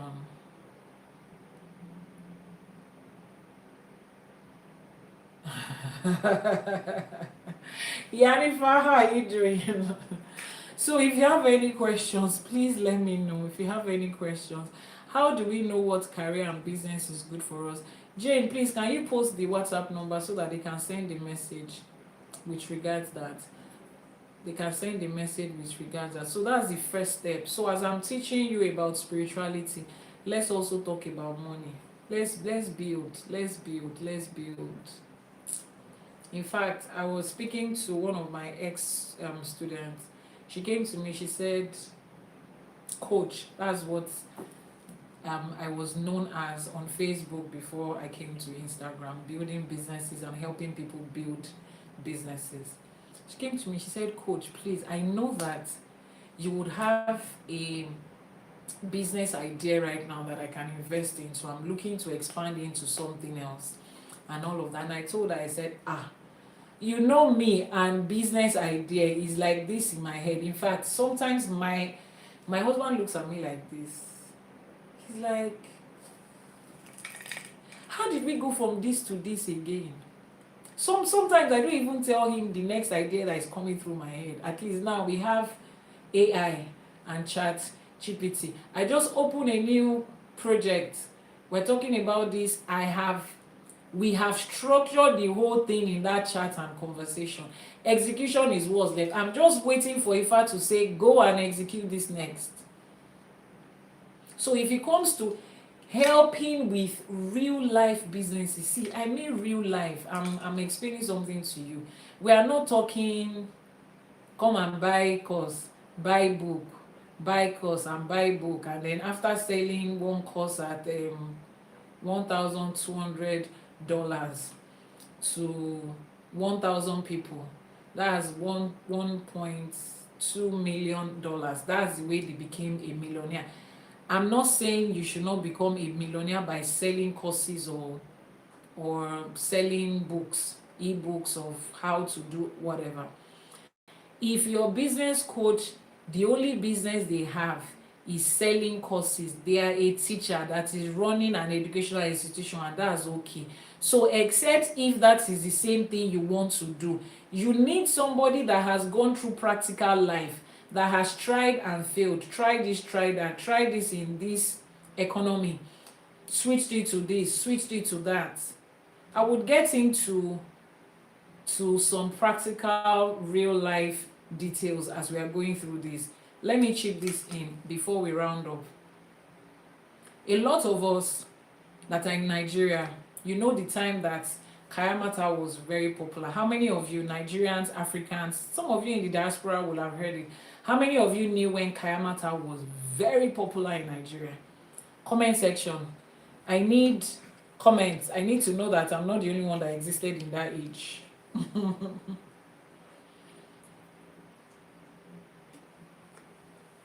How many of you knew when Kayamata was very popular in Nigeria? Jane is the only person. The rest of you are forming holy. You don't know Kayamata. Now for you. Jane is the only person. Jane, you seem to be the only person that existed. Okay, thank you. Now, somebody mentioned Jaruma Miwa and Co. When I wanted to get into selling herbal products in Nigeria, after I've done my training, I actually went through training to know how to mix herbal products and all of that. Adodo and the rest of them, exactly. Thank you. After I learned how to make herbal products, I started my journey from herbalism before I went into spirituality. So I started out as a fertility healthcare provider, and you know that sexual health and reproductive health is intertwined. So where I learned the Iyabiye that trained me to be a fertility healthcare provider, she also did a lot with sexual health for both male and female. So I learned a lot of that from her. When I was going to get into the business, I wanted to know how the business worked in Nigeria. So naturally, I approached the people that were already making it, who are controlling the market, as it were. And at that time, Jaruma, Miwa, and Co, like they said, those two names were like the biggest names. So I was going to Jaruma naturally, it was her brand that was doing well at that time. And I sent her a message. I know she receives thousands of messages, and she will not respond to a lot of people. And I just had to get her attention because I wanted to do business with her and see how the whole thing works. So she posted at one time, for those of you that follow her closely, she had a friend that time who was on a wheelchair. She was a lady that writes poem a lot. That lady I think she had a wedding, or was going to be her birthday that year. Jaruma posted her and said, our friend is getting married, or maybe it was her birthday, let's buy something for her, people should send in their gift, what should we buy for her, blah blah blah. So I saw that as an opportunity to get her attention, and I sent money to the lady. She posted the lady's account number. I sent money, a substantial amount of money, to the lady, and then I'm sure she was looking through her DM at that time to see people that would send money to the lady. So she saw the money that I sent, and then she posted it on her page, like, wow, somebody sent this amount of money. I don't need to mention the amount, but it was something that would catch the attention of anybody. And she posted my handle. Everybody go and say thank you to. At that time on Instagram, my account's name was Ewa, the billionaire brand. I think that was what I was using.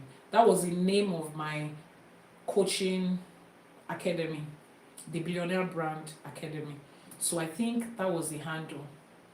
And then people came, said thank you. A lot of people followed, and naturally Nigerians, a lot of, please, but I also need help, blah blah blah. So from that day, she started to take note of me. So I sent her a message. I said, I bought your product, and I actually bought it. I bought her product to sample what they were, what was in it, blah blah blah.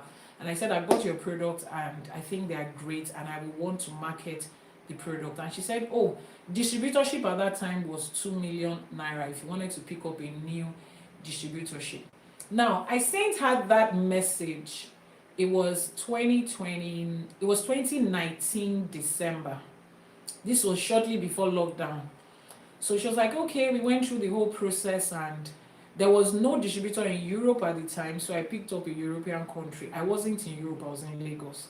But growing business over the years, I have learned how to build structure and sell in different countries of the world without leaving Lagos. I've been doing that for years before I even met her. So I got the distributorship that year for Sweden in Europe. And she was like, oh, I've always needed a distributor in Sweden. I didn't know anything about Sweden aside from the fact that I had one friend there. That's one.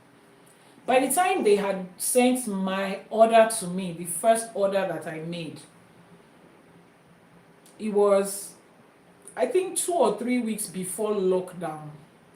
She was even the one that called me herself saying, Iwa, that's what she calls me.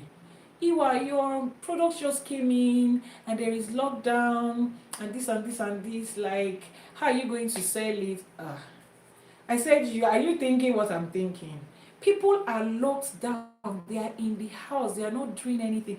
That is when they will knack the most. If you know what knack means, that's when people will be knacking for free. That's when they need this product the most. Wives that has been looking for how to get their husbands at home. He doesn't stay at home. He's going to side chick. Now all of you at home looking at each other every day. Nobody is going anywhere. She was like, I didn't think of it like that. I said the only issue right now is how to get the products to them. And I told her, I said that's not an issue. I have built a structure over the years. I have partnered with I partnered with DHL. As a priority partner with DHL, your products will get to any part of the world in 72 hours. There are just a few places that will take 5 days. As a priority partner with DHL, these are some of the things that I teach in my business class, how to be able to get priority partnership with DHL. And you are going to get a cheaper price than somebody that is just walking into DHL office. You are like an office where people have, you know those small offices that they have DHL signboard. It's not a DHL company. They just take your luggages from you, your parcels and package from you, and then DHL comes to their office to pick it every day to their main office. They are just outlets that are partners with DHL. If you are a big company, if you sell products on a certain level, you can approach DHL and have that partnership. They will come and pick up from your house every day.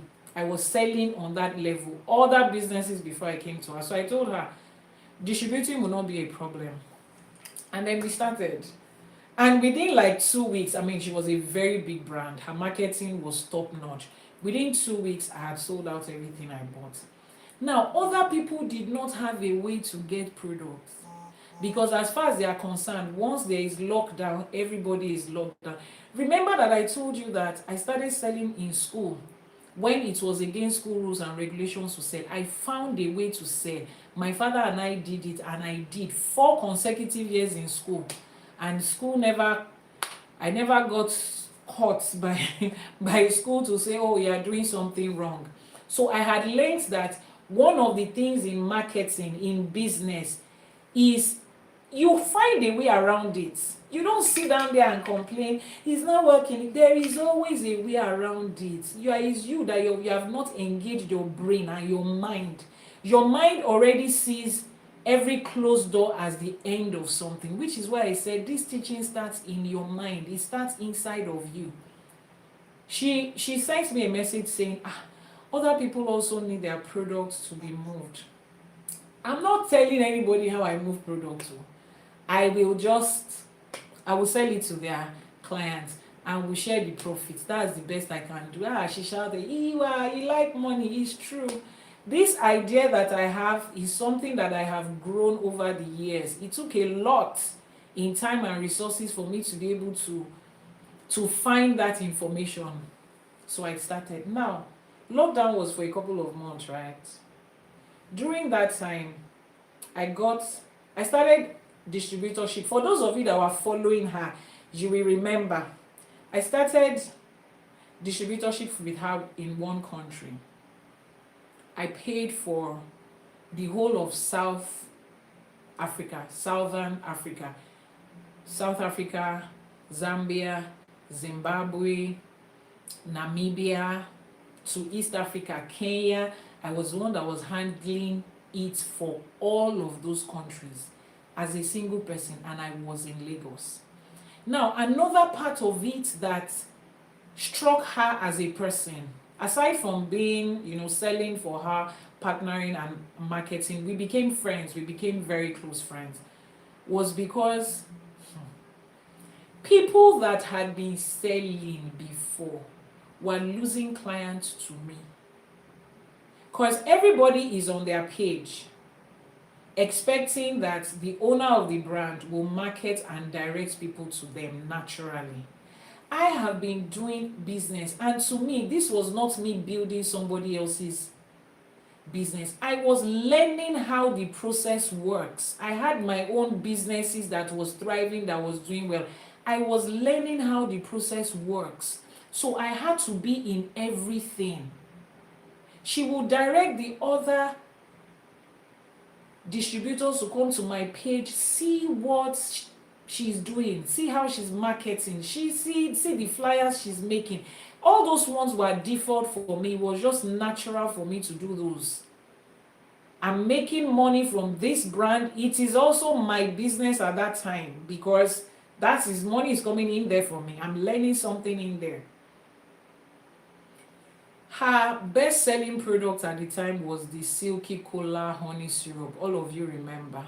Silky Cola, sweetness and wetness and blah, blah, blah. She had a few spiritual products she was selling. One of them was a cost breaker. That product was the highest selling product for me. And she kept on asking me, how are you selling this? A lot of the other people could not sell it.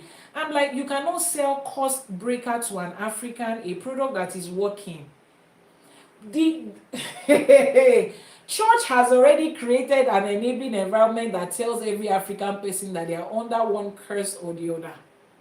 Religion has already told them that they have village people that is following them. Now you have what you know as the solution. I had tried that product. So many people have tried it and it was working. So I wasn't selling something I wasn't sure. And you people are not able to sell it.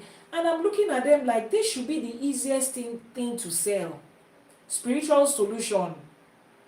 But mind you, we were coming from different levels of business knowledge.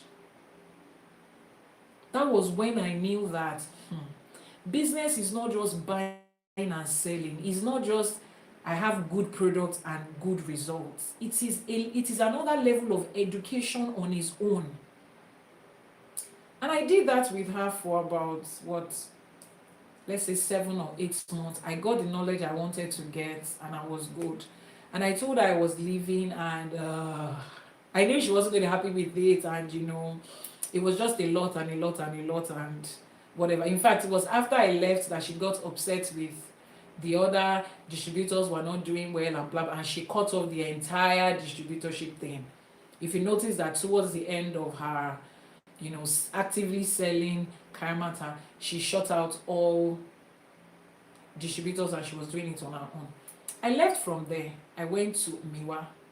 I approached her too. I wanted to know, these are the two people that was leading this market. I wanted to know what was in it. I left from her to still go and sell for Miwa. Distributing for her in Dubai, UAE for about a year. That was even before I went to build my own business in UAE. And I was in Lagos. All I had to do was get a store, employ somebody there, pay the person there, work out the logistics and the payments there. Easy peasy for everybody. And I was in Lagos. And I was able to see the two sides. And having looked at that market in and out, I knew it wasn't sustainable in Nigeria, which is why I didn't invest in it. But while I was learning that process, I was also earning. I was able to interact with customers firsthand, because it's the distributors that they will speak with, to understand what people really wanted. What people really wanted when they were buying Kayamata was not aphrodisiac. An average African was not buying Kayamata that year because they just wanted sexual enhancement. They were buying it because they had underlying spiritual problems that they wanted to solve. A lot of people were buying it because, their husbands were cheating, their boyfriends were cheating, somebody was trying to attract somebody's husband, somebody was not trying to attract somebody's husband. That was the problem that people had. But these products that they were selling at the time was not doing that. It was not doing that. That was in the essence of those products. Pretty much they were just aphrodisiacs, pure plain aphrodisiacs, and they will do what an aphrodisiac will do. which is if you are struggling with low libido, dryness, you don't have, you're struggling with wetness, you're struggling with anything that has to do with that part of your life, those products will take care of it. But it wasn't taking care of the root problem, which is why it wasn't sustainable. Because think about how huge that industry was at the time. It wasn't supposed to fade out. People did not stop knacking. So why would the person that is selling aphrodisiac stop selling? But because people were going there with a certain problem, thinking that was the solution. That was the reason I did not invest in Kamata like that. Like, I didn't, with all the knowledge that I got from both sides, that was why I didn't feel it was something that you had to. I wanted to sell pure aphrodisiacs, but at the time, Nigerian market did not want pure aphrodisiacs. They had a problem. And I knew that that problem they had, the only solution to it was spiritual. It wasn't honey syrup. It wasn't Goruntula. People have been using that in the north for centuries, and it did not stop their men from cheating or from marrying another wife or another, or whatever it is. It did not give them the best of marital life and the best of relationship experience. That will tell you something. Now, why did I say this? Real life business is from experience. And if you want somebody that will take you on the journey of real life business, is somebody that has experienced it real life.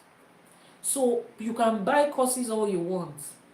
You can buy ebooks all you want. You can listen to videos and watch videos all you want. They are good. But when it comes to putting it into everyday real life, you need somebody that has walked that life to be able to put you through it. Now, Ifa is giving us that from both business aspects and spiritual aspects, which is the two most important aspects of our life. If you have taken care of your spiritual life and your finances is intact, every other problem you can take care of it. As one of my friends used to say, every other problem will be bred for you as long as your health is not disturbing you. You can spiritually take care of that. You have every other thing at your fingertips. That is why we are doing this. That's why we are emphasizing on this. And just like I projected then that Karamata business will not be able to sustain itself, we're here today. What has become of that multi-million naira industry? When I say multi-million naira, I was there firsthand. It's not, if those ladies told you that they made money, look at my face, they made shitload of money from that industry. But if they had positioned it as what it was and not making bogus claims about it, it would have been sustainable. It's like somebody saying that they start to sell condom and they lose. You cannot start condom business and lose. How? Look at how much people are making from X-rated adult movies industry. Anything that has to do with intimacy between male and female, you cannot go wrong with it. So if that is what that industry was about, it won't fail. It will not have gone down. So you see what it is when you actually have business knowledge and you have it for real and you apply it. It works. Then if you now come from a spiritual path, it's like, you have made it in life. You know when they say someone has made it in life, you apply ancient financial intelligence with spirituality. Somebody says, I greet you, madam. Just want to know alternatives to dark hole and lack of relativity in Ifa cosmos. You want to know the alternative to dark hole. What does that mean? And law of relativity. I don't know what you mean by that question. I don't know what you mean by that question. So we're rounding off today. Someone says, This lady is so smart at articulating new concepts that can be monetized. I pioneered 6 concepts, one of which is pay per vehicle sold, utilizing the copyright per vehicle, utilizing the copyright I pioneered. I'm unable to disclose. Oh, that's good. Thank you so much. Thank you so much. You don't have to disclose it. Come to Jesus Christ, and all other goals are mere handicraft. You are not even typing English properly. How can we follow you to Jesus Christ with this thing that you type now? You are confusing people now. If you want to preach properly. Let me teach you how to preach. I was a pastor for how many years? You want to preach Jesus? Me say if I can teach you. Trust me. I can teach you Jesus. I can teach you about Jesus from the knowledge that I know about it. But when I teach you, you will leave it and you will come here. If you have any question, if you have any personal question that has not been answered, please send a message to the WhatsApp number now showing on your screen. So right now that we all have an idea of what this business, finance, entrepreneurial, and wealth creation angle to Ifa is, I will be expecting students that want to learn to start by finding out their purpose. Those of you that are my VIP clients already, you have already done that. Those of you that have done your Iyanifa and Itefa, you probably already know that. Those of you that are in my mentoring program, you already know that. And any other person, if you have generally done your Iyanifa and your Itefa, just let me know what your Odù Ifá is. Let me know what your Odù Ifá is. Even if they have not told you what your career or source of income is supposed to be, once you have had your Odù Ifá from Igbodu, I will be able to pull that out for you. Is that okay? I'll be able to put that out for you once you have gotten that. And if you haven't gotten that, just send a message and let's find, first of all, know what your purpose is.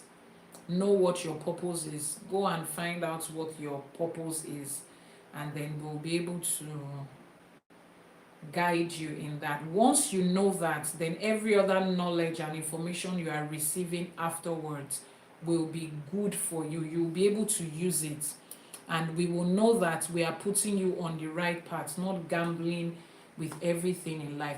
How can you know your purpose? Please send a message to the WhatsApp number that is now showing on your screen.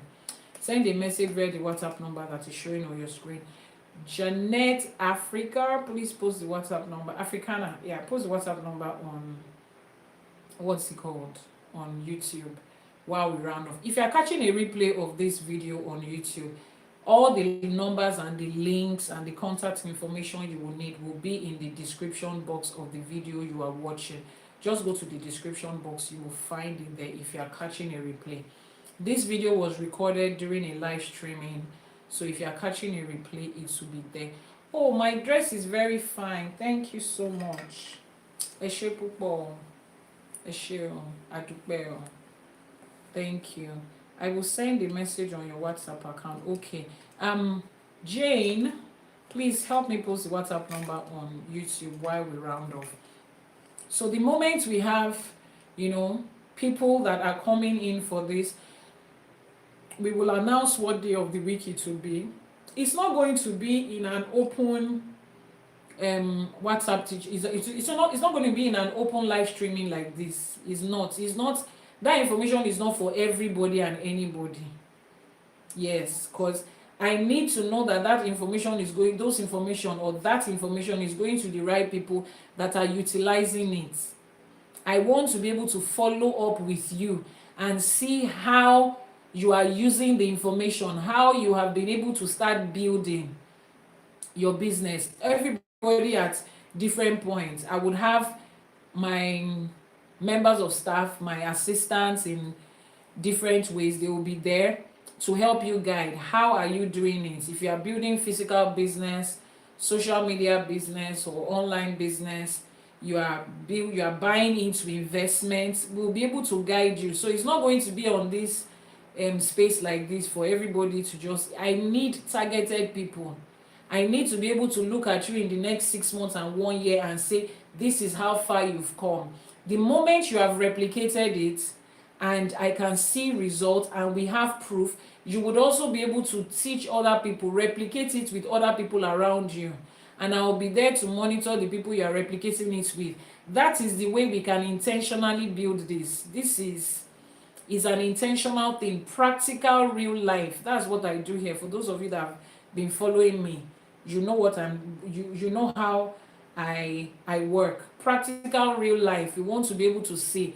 And if you are trying it, it's not working, we can go back to Ifa to find out. Maybe during the course of when I was teaching you what I was teaching you, you have gone to sleep with one girl that has brought bad energy into you, or you've gone to cheat on your husband, and they have used spiritual power to siphon your wealth. Then you now say, what you are teaching me is not working. If I will tell me, that's why I want to deal with people that are serious, are wanting to go on this journey with me.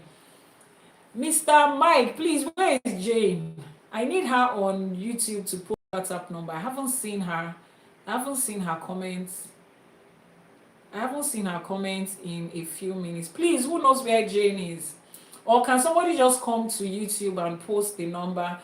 It's going to be posted in bits. You will start with +234, you send, then 808, send, 417, send, 2309. YouTube is not going to allow you to post it as a single number. You have to break it like that in bits. So please, I need somebody on the YouTube channel Iyanifa Ewa TV to post that for the people on YouTube. I need them to go to the YouTube channel and post that. Somebody will be there to post it for you shortly. Somebody will be there to post it for you shortly. Babe, are you on YouTube? Please, can you help me go to YouTube? Okay, Mr. Mike is there posting. Okay, +234, thank you. The next one will be 808.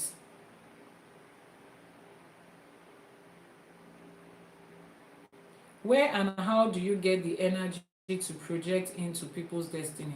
I don't project into people's destiny. I don't have energy to project into people's destiny. We ask Ifa answers us. We don't project into people's destiny.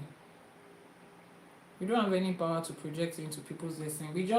It's like you're asking your lecturer, where and how does he get the power to impact knowledge to people? He just opens the book that has been written and reads it out. It's as simple as that.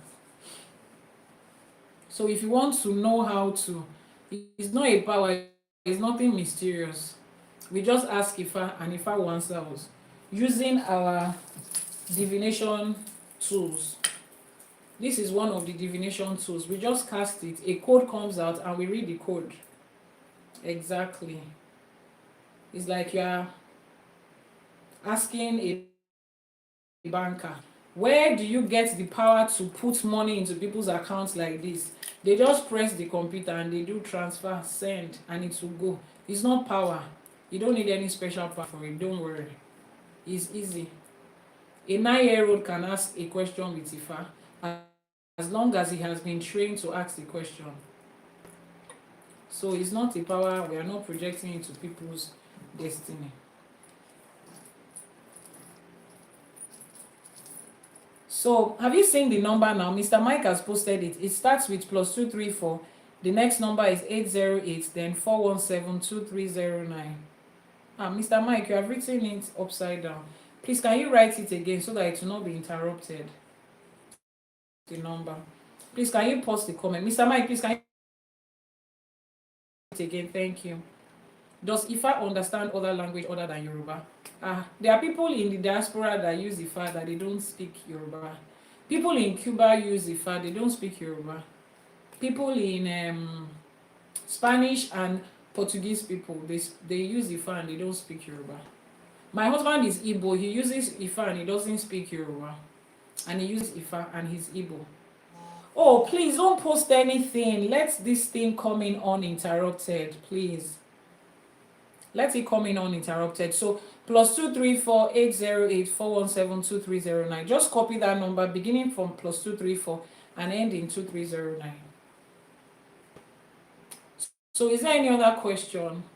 Mr. Adedun, I know that you are somehow, you come to this live streaming to think that, I don't know, you come to this live streaming with some funny questions to think that, let me go and shake what they are doing there, but it's not. We are not shakeable.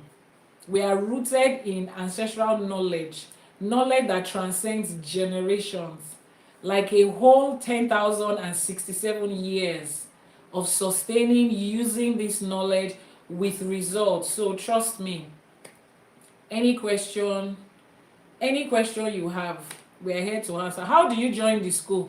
The website is ifacollege.ng.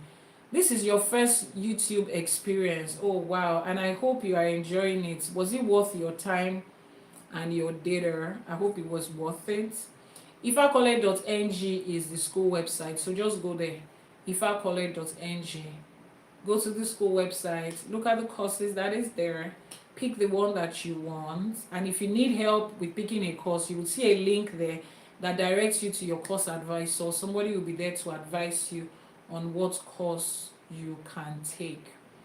In the absence of question, can we round up? ifacollege.ng. Mr. Mike, thank you. Wow, you are going from one app to another. Eshe Pupo, we are grateful. Thank you, we are grateful. If there's no other question, the number is more than what it should be. No, it's not more than what it should be. +234-808-417-2309. That's exactly what it should be. It's not more than it. Just copy it like that. It's supposed to be 9, 10, because there's already a +234. There's already the code.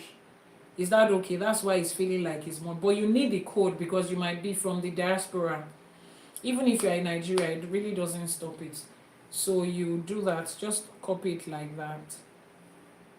Any other question? Knowing your Odù helps so much. How? It is knowing your path and your purpose in life. It's like you saying that having the manual of an electronic gadget when you want to set it up is better.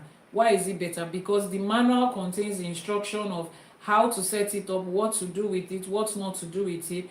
Don't put it in the reach of children, don't put it in water. The manual pretty much tells you how to use it and how to stay away from trouble with it. So your Odù Ifá pretty much tells you everything about your life, what to do with your life, what to stay away from, and every other thing in between. That is what the Odù, your personal Odù, tells you. It's like knowing your Ori. Okay, so first of all, your Ori is not something that you know. It's not you want to. There is no concept in Ifa that is called know your Ori. Your Ori is, you need to understand what your Ori is. Ori in Yoruba is symbolic of your head, right? Now, the other name for Ori is the one that describes what it is, which is Eleda. So Ori or Eleda is the same thing. Eleda is a creator, your personal creator. The one that created that, your destiny, is your Ori. So what does your Ori represent? The creator of your destiny. So what you actually want to know is what your Ori created. The moment you know that your destiny, you are connected to your own Ori, your personal destiny. Is that okay? Yeah, so any other question before we round it up? I'm not saying anything about your question. Sorry, Adebayo Joseph, what's your question? Please, can you type it again so that I don't have to scroll up? Please, what's your question? Is there any relationship between Odù Ifá and zodiac signs? No. Odù Ifá is Odù Ifá, zodiac sign is zodiac sign. It's not. They are two different things from two different sources. Yeah. Any other questions? How do I join your school? ifacollege.ng. Any other question? Any other question? Àbọrú, Àbọyè, Àbọṣíṣẹ, dual goddess. What can I ask Ifa? You can ask Ifa pretty much anything. Like literally anything. Does Ifa understand other language? I've responded to that. Where and how? Okay, we've responded to that too. Any other questions before we go? Any other questions? Okay, in the absence of questions, let's call it a day. Let's make our hero. Adebayo, please, I want to answer your question. Can you type it again? I beg of you, please. I must have skipped it. That wasn't intentional. Can you type the question again? Can you type the question again? Okay, please type it again. I'm waiting so that we can answer the question. Every Mondays to Fridays on this same channel, we have Àṣẹ for Today. Àṣẹ for Today is our morning live streaming where we teach about the Odù Ifá for each day. Remember I said Ifa contains everything and everything, anything and everything. It contains information about everything. Ifa is a GPS of life. Ifa is what helps you to walk your way through life. Ifa is your guide through life. Ifa gives you direction through life. Ifa is the voice of Olódùmarè. Olódùmarè is the divine and supreme being. So every morning we come to the divine and supreme being and say, what instructions do you have for us today? And the Odù Ifá says that to us. Is that okay? So we look through it every weekday, Mondays to Fridays, 6 a.m. Nigerian time, 1 a.m. on the EST. Now I want to specially say a huge thank you to those of you in the diaspora who have been coming on Àṣẹ for Today. I know it's a huge lot for you to stay awake 1 a.m. to around 2-3 a.m. every morning. And the only reason you do this is because you know the wealth of wisdom, knowledge, guidance, and instruction and blessings that comes from joining Àṣẹ for Today. And I'm grateful to be your host every day of the weekday. And I am just, this is me saying thank you for the support, for the encouragement, and more than that, for applying the things that you have learned in your everyday life. And then coming back to share those reviews with me. It means a lot when people say, I listened to you, you said this, I applied it, and this is the change that I have seen. Without making a consultation, without doing any spiritual work, just knowledge. I say it, 70% of our problems in this part of the world is centered around what we know and what we don't know. Knowledge, knowledge, knowledge. Everybody is looking for the best big thing. Hardly are people trying to get knowledge. And that knowledge changes a lot of things. That's why we're focusing on it. Yesterday, I gave us behind the scenes of what goes on in the shrine. You saw real life Ifa work being done. Ìṣẹ̀ṣe was being done yesterday at the shrine, and we're able to film it, and people saw it, and people are like, so this one that is always speaking plenty English, so she used to do spiritual work. Yes, I do. That's our primary job. Divination, Ifa divination, Ifa Ìṣẹ̀ṣe, Ifa consecration, Itefa, spiritual product, herbal product, and every other thing in between. Now let's see. Mr. Adebayo said, my question is that, please ma, how can I know all that I need to do in life to be free from wicked life and have a fulfilled life? In short, can you know the cause of your problem? Send a message to the WhatsApp number that was posted on the screen. Send a message to the WhatsApp number. If you scroll up, you will see the WhatsApp number there. Someone says, you want to know the reason why people reject you everywhere you go. Send a message through the WhatsApp number. Why is Àkọsẹ̀jayé important? Because it helps you to know your future. It helps you to know your purpose in life. Pretty much your purpose in life. What are you here to do? If you want to know what your purpose is, the reason you are here, you want to receive instructions that will guide you through life, where you're supposed to live, what career, about your marriage, about your health, about your finances, about your do's and don'ts. That's pretty much what Àkọsẹ̀jayé is. So if that is important, if it is important for you to know that, then Àkọsẹ̀jayé is not important. But if it's not important for you to know that, you just want to gamble your way through life and be winging it and guessing. It's okay, you can also do that. A lot of people are doing that, but we can see what life is like for them. So if you want to know what your purpose is, you can do that. Akosejaye is more important to Mr. Adebayo. Akosejaye is done for children. Please don't bring wrong information there. Akosejaye is done for children. You don't do Akosejaye for an adult. It's done for children. What is done for an adult? To know their purpose, to put them on the same path that Akosejaye puts, is called Ishefa or Itefa. Akosejaye is for children. Nobody does Akosejaye for adults. So Mr. Adebayo as an adult does not need Akosejaye. Akosejaye is not what he needs. Ishefa or Itefa is what he needs that will give him that same results. When you do Akosejaye, they put the feet on the child. One fear say Teifa, that is where that word comes from. But as an adult, you cannot do that, and it is called Itefa. Please be careful of information that you put out on this space because other people are reading it.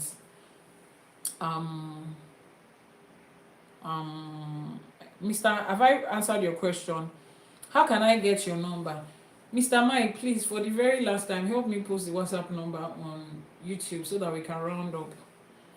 Any other question? Can some be initiated into Ifa even if your lineage is not connected to Ifa? First of all, there is no such thing as initiation. Please, let's resist the urge to use that word. It is not called an initiation. Nobody is initiated to Ifa. There's no initiation. What you do is Itefa.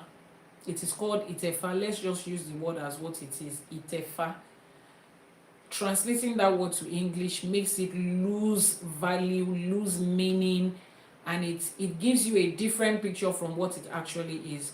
So your question should have been, can somebody do Itefa even if the person's lineage is not connected to Ifa? Now, Ifa is global and universal knowledge. Ifa is the voice of Olódùmarè, the words of Olódùmarè. Olódùmarè is the divine and supreme being that created the heaven and earth and every other thing in between. So if Olódùmarè is the creator of the entire universe and everybody and everything that exists there, then I'm wondering, is there any person who is not connected to Olódùmarè? So if everybody is connected to the divine and supreme being and source, then everybody is connected to their words. Ifa is just the words of Olódùmarè. So there is no person whose lineage is connected to Ifa. Everybody, which is why anybody can come to Ifa. And when you come to Ifa, Ifa doesn't ask you, and Ifa priest doesn't ask you, where are you from? What's your language? What's your color? What's your race? What's your religion? Ifa does not ask you all of those. It just goes ahead to your name and your mother's name, your identity. That, as long as you have a mother that gave birth to you, then you are connected to Olódùmarè, the divine and supreme being. So every one of us is connected to Ifa, irrespective of where we come from, and that is why every one of us can find our place in Ifa. It is 2309, not through 23109. Mr. Mike, you posted the wrong. It's 2309, not 23109. He will post it again shortly. Any other questions? I think I've answered that your question. Olódùmarè is not God. Go and find out the history of that word God. God is a deity. Is one of the universal deities. Google the history of God. Where did they come up with the idea of God? Where did they come up with that idea and that name? When you realize the true meaning and definition of God, then you know that that God is not the divine and supreme being. So Olódùmarè is not God. Olódùmarè is the divine and supreme being, the source. God is a deity of some people from somewhere, and they decided to market it to the rest of the world. Just ask ChatGPT, where does God take his root from? Where did that deity come from? And what does it mean? Then you would realize that it's not the Almighty, the divine, the supreme being, and the source. So Olódùmarè is not God. Olódùmarè is Olódùmarè. Just like that. Sorry, you were typing fast. Thank you. Please, can you type it again, like from the beginning, one more time, so that the other people that didn't copy it that time can also copy it. Yeah, just type it again from +234, so that we can understand it. Thank you.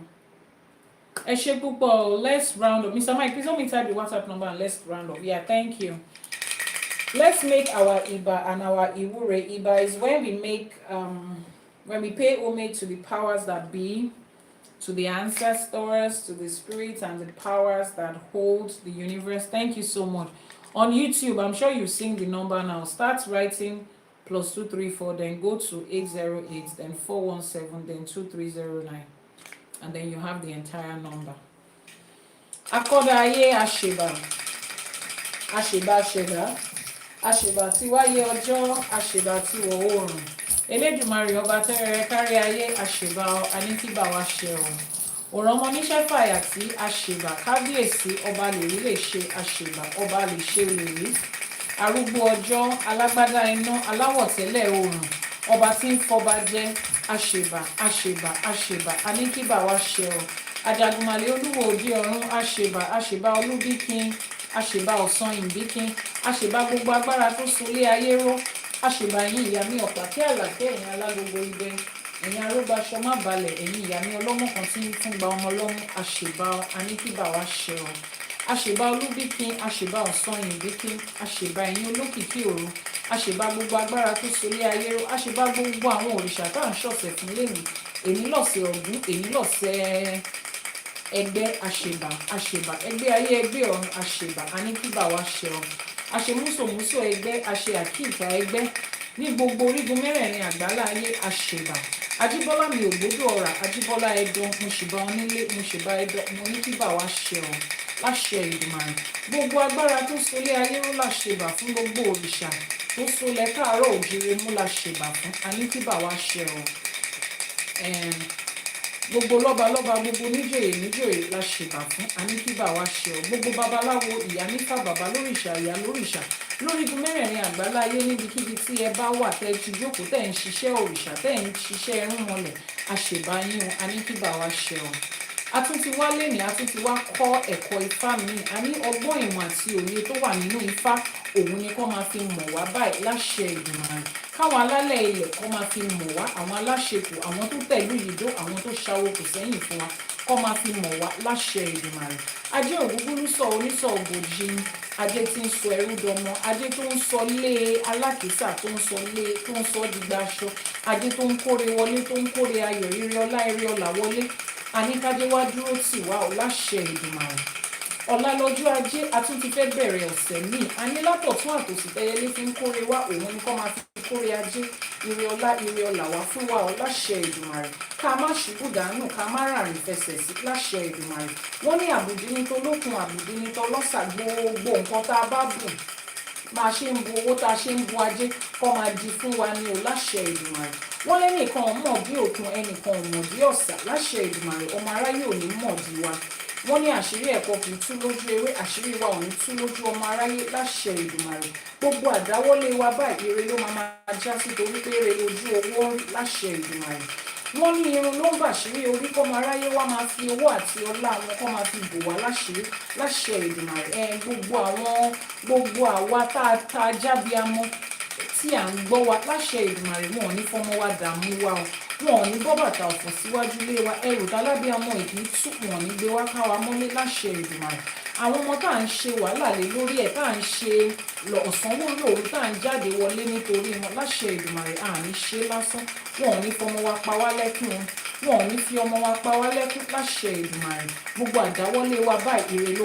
máa bọ́ sí ire owó ire ọlá ire ọlà lọmọ aráyé á máa gbé fún wa lódindi láṣẹ Èdùmàrè wọ́n ní láàárín pèrègún òun ni màrìwò tí ń ṣẹ̀ṣọ́ lóde láàárín àwọn ọ̀tá wa láti máa gbélé ayé ṣe rere láṣẹ Èdùmàrè àní ṣubú dànù àní taṣọ àgbàmọ́lẹ̀ àní báráyé fọwọ́ tì láṣẹ Èdùmàrè ó ire lójú owó rí ire lójú wa máa rí wọ́n ní ijó tó rí bá fojú kan ọ̀run bá ìjọ yẹn ló ń lọ kí gbogbo ọmọ aráyé wa máa yọ́nú sí wa ìṣọkùnrin ní ìṣobìnrin ní ọmọdé ni àgbà ní dúdú ni funfun ni lẹ́bọ lóògùn ni amọ́niṣe ni afàìmọ́niṣe ni oṣoolé ni àjẹlé ni aṣeni tán bá ní dárò nìkan wá máa yọ́nú sí wa láṣẹ Èdùmàrè.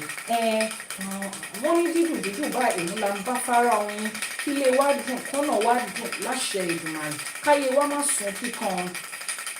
Wọ́n ní ayọ́yọ́gu ayọ̀yọ̀gu wọ́n ní adífá fún Ọ̀rúnmìlà ńgbà tí bàbá ń lọ rè fi yọ̀yọ́ra wọ́n ní àwa tá a bá wọn mú yọ̀yọ́ra ọ̀rọ̀ ayọ̀ ló bá wa ọ̀rọ̀ ìbànújẹ́ kan kì í báyọ̀ àtẹ̀mí àti yín ọ̀rọ̀ ayọ̀ ló máa bá wa iyọ̀ ló ní ká láyọ̀ láṣẹ Èdùmàrè ọ̀rọ̀ ayọ̀ báyìí ẹnu ayọ̀ báyìí lọ́mọ aráyá máa fi wí tiwa àwọn ò ní fẹ́nu àtẹ̀ wí tiwa láṣẹ Èdùmàrè ire lọ́tún ire lósì ire ní gúúsù ire láti àríwá láti ìlà oòrùn láti ìwọ̀ oòrùn lọ́mọ aráyé tí máa gbóore tiwa wá fún wa lódindi láṣẹ Èdùmàrè àní ṣubú dànù àní báráyé fọwọ́ tí o àní taṣọ àgbàmọ́lẹ̀ àwọn tó láyé àwọn tó nílẹ̀ wọn ò ní bínú sí wa ọ̀sẹ̀ méjì mo pè yín ọ̀sẹ̀ méjì mo pè yín ọ̀sẹ̀ méjì mo pè yín mi ò pè yín fún mi ò pè yín fárùn nítorí gbogbo orí kọ̀ọ̀kan tó péjọ ni mo ṣe pè yín pé ká wá rí bá ti ṣe ká rọ́nà gbégbà kẹjá káwa náà rí ayé gbé ká rí tiwa ṣe nílé ayé ká má bàráyé fọwọ́ tì ká má ṣẹ̀rú ẹgbẹ́ láṣẹ Èdùmàrè owó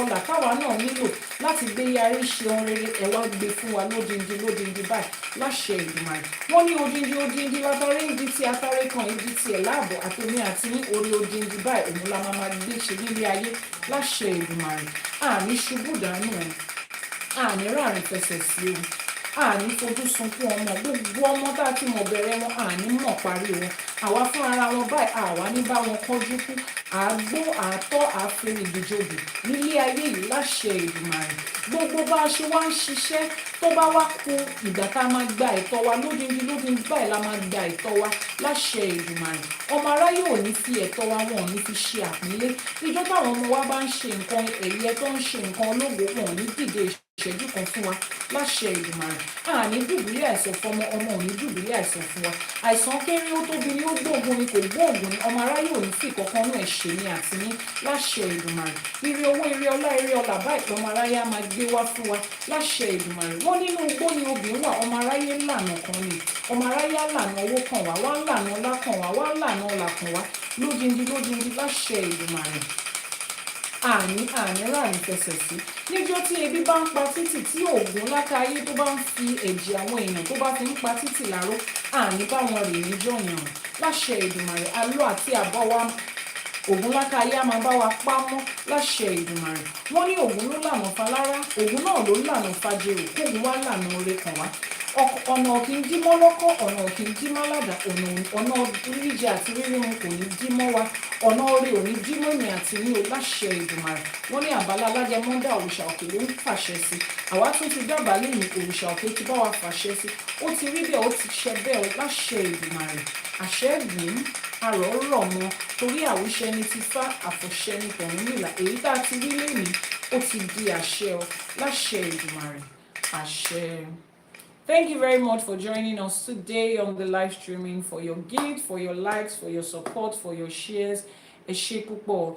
You cannot speak Yoruba, but you said Ashe. Yes, we were making prayers and Iwuri. Ashe is the response.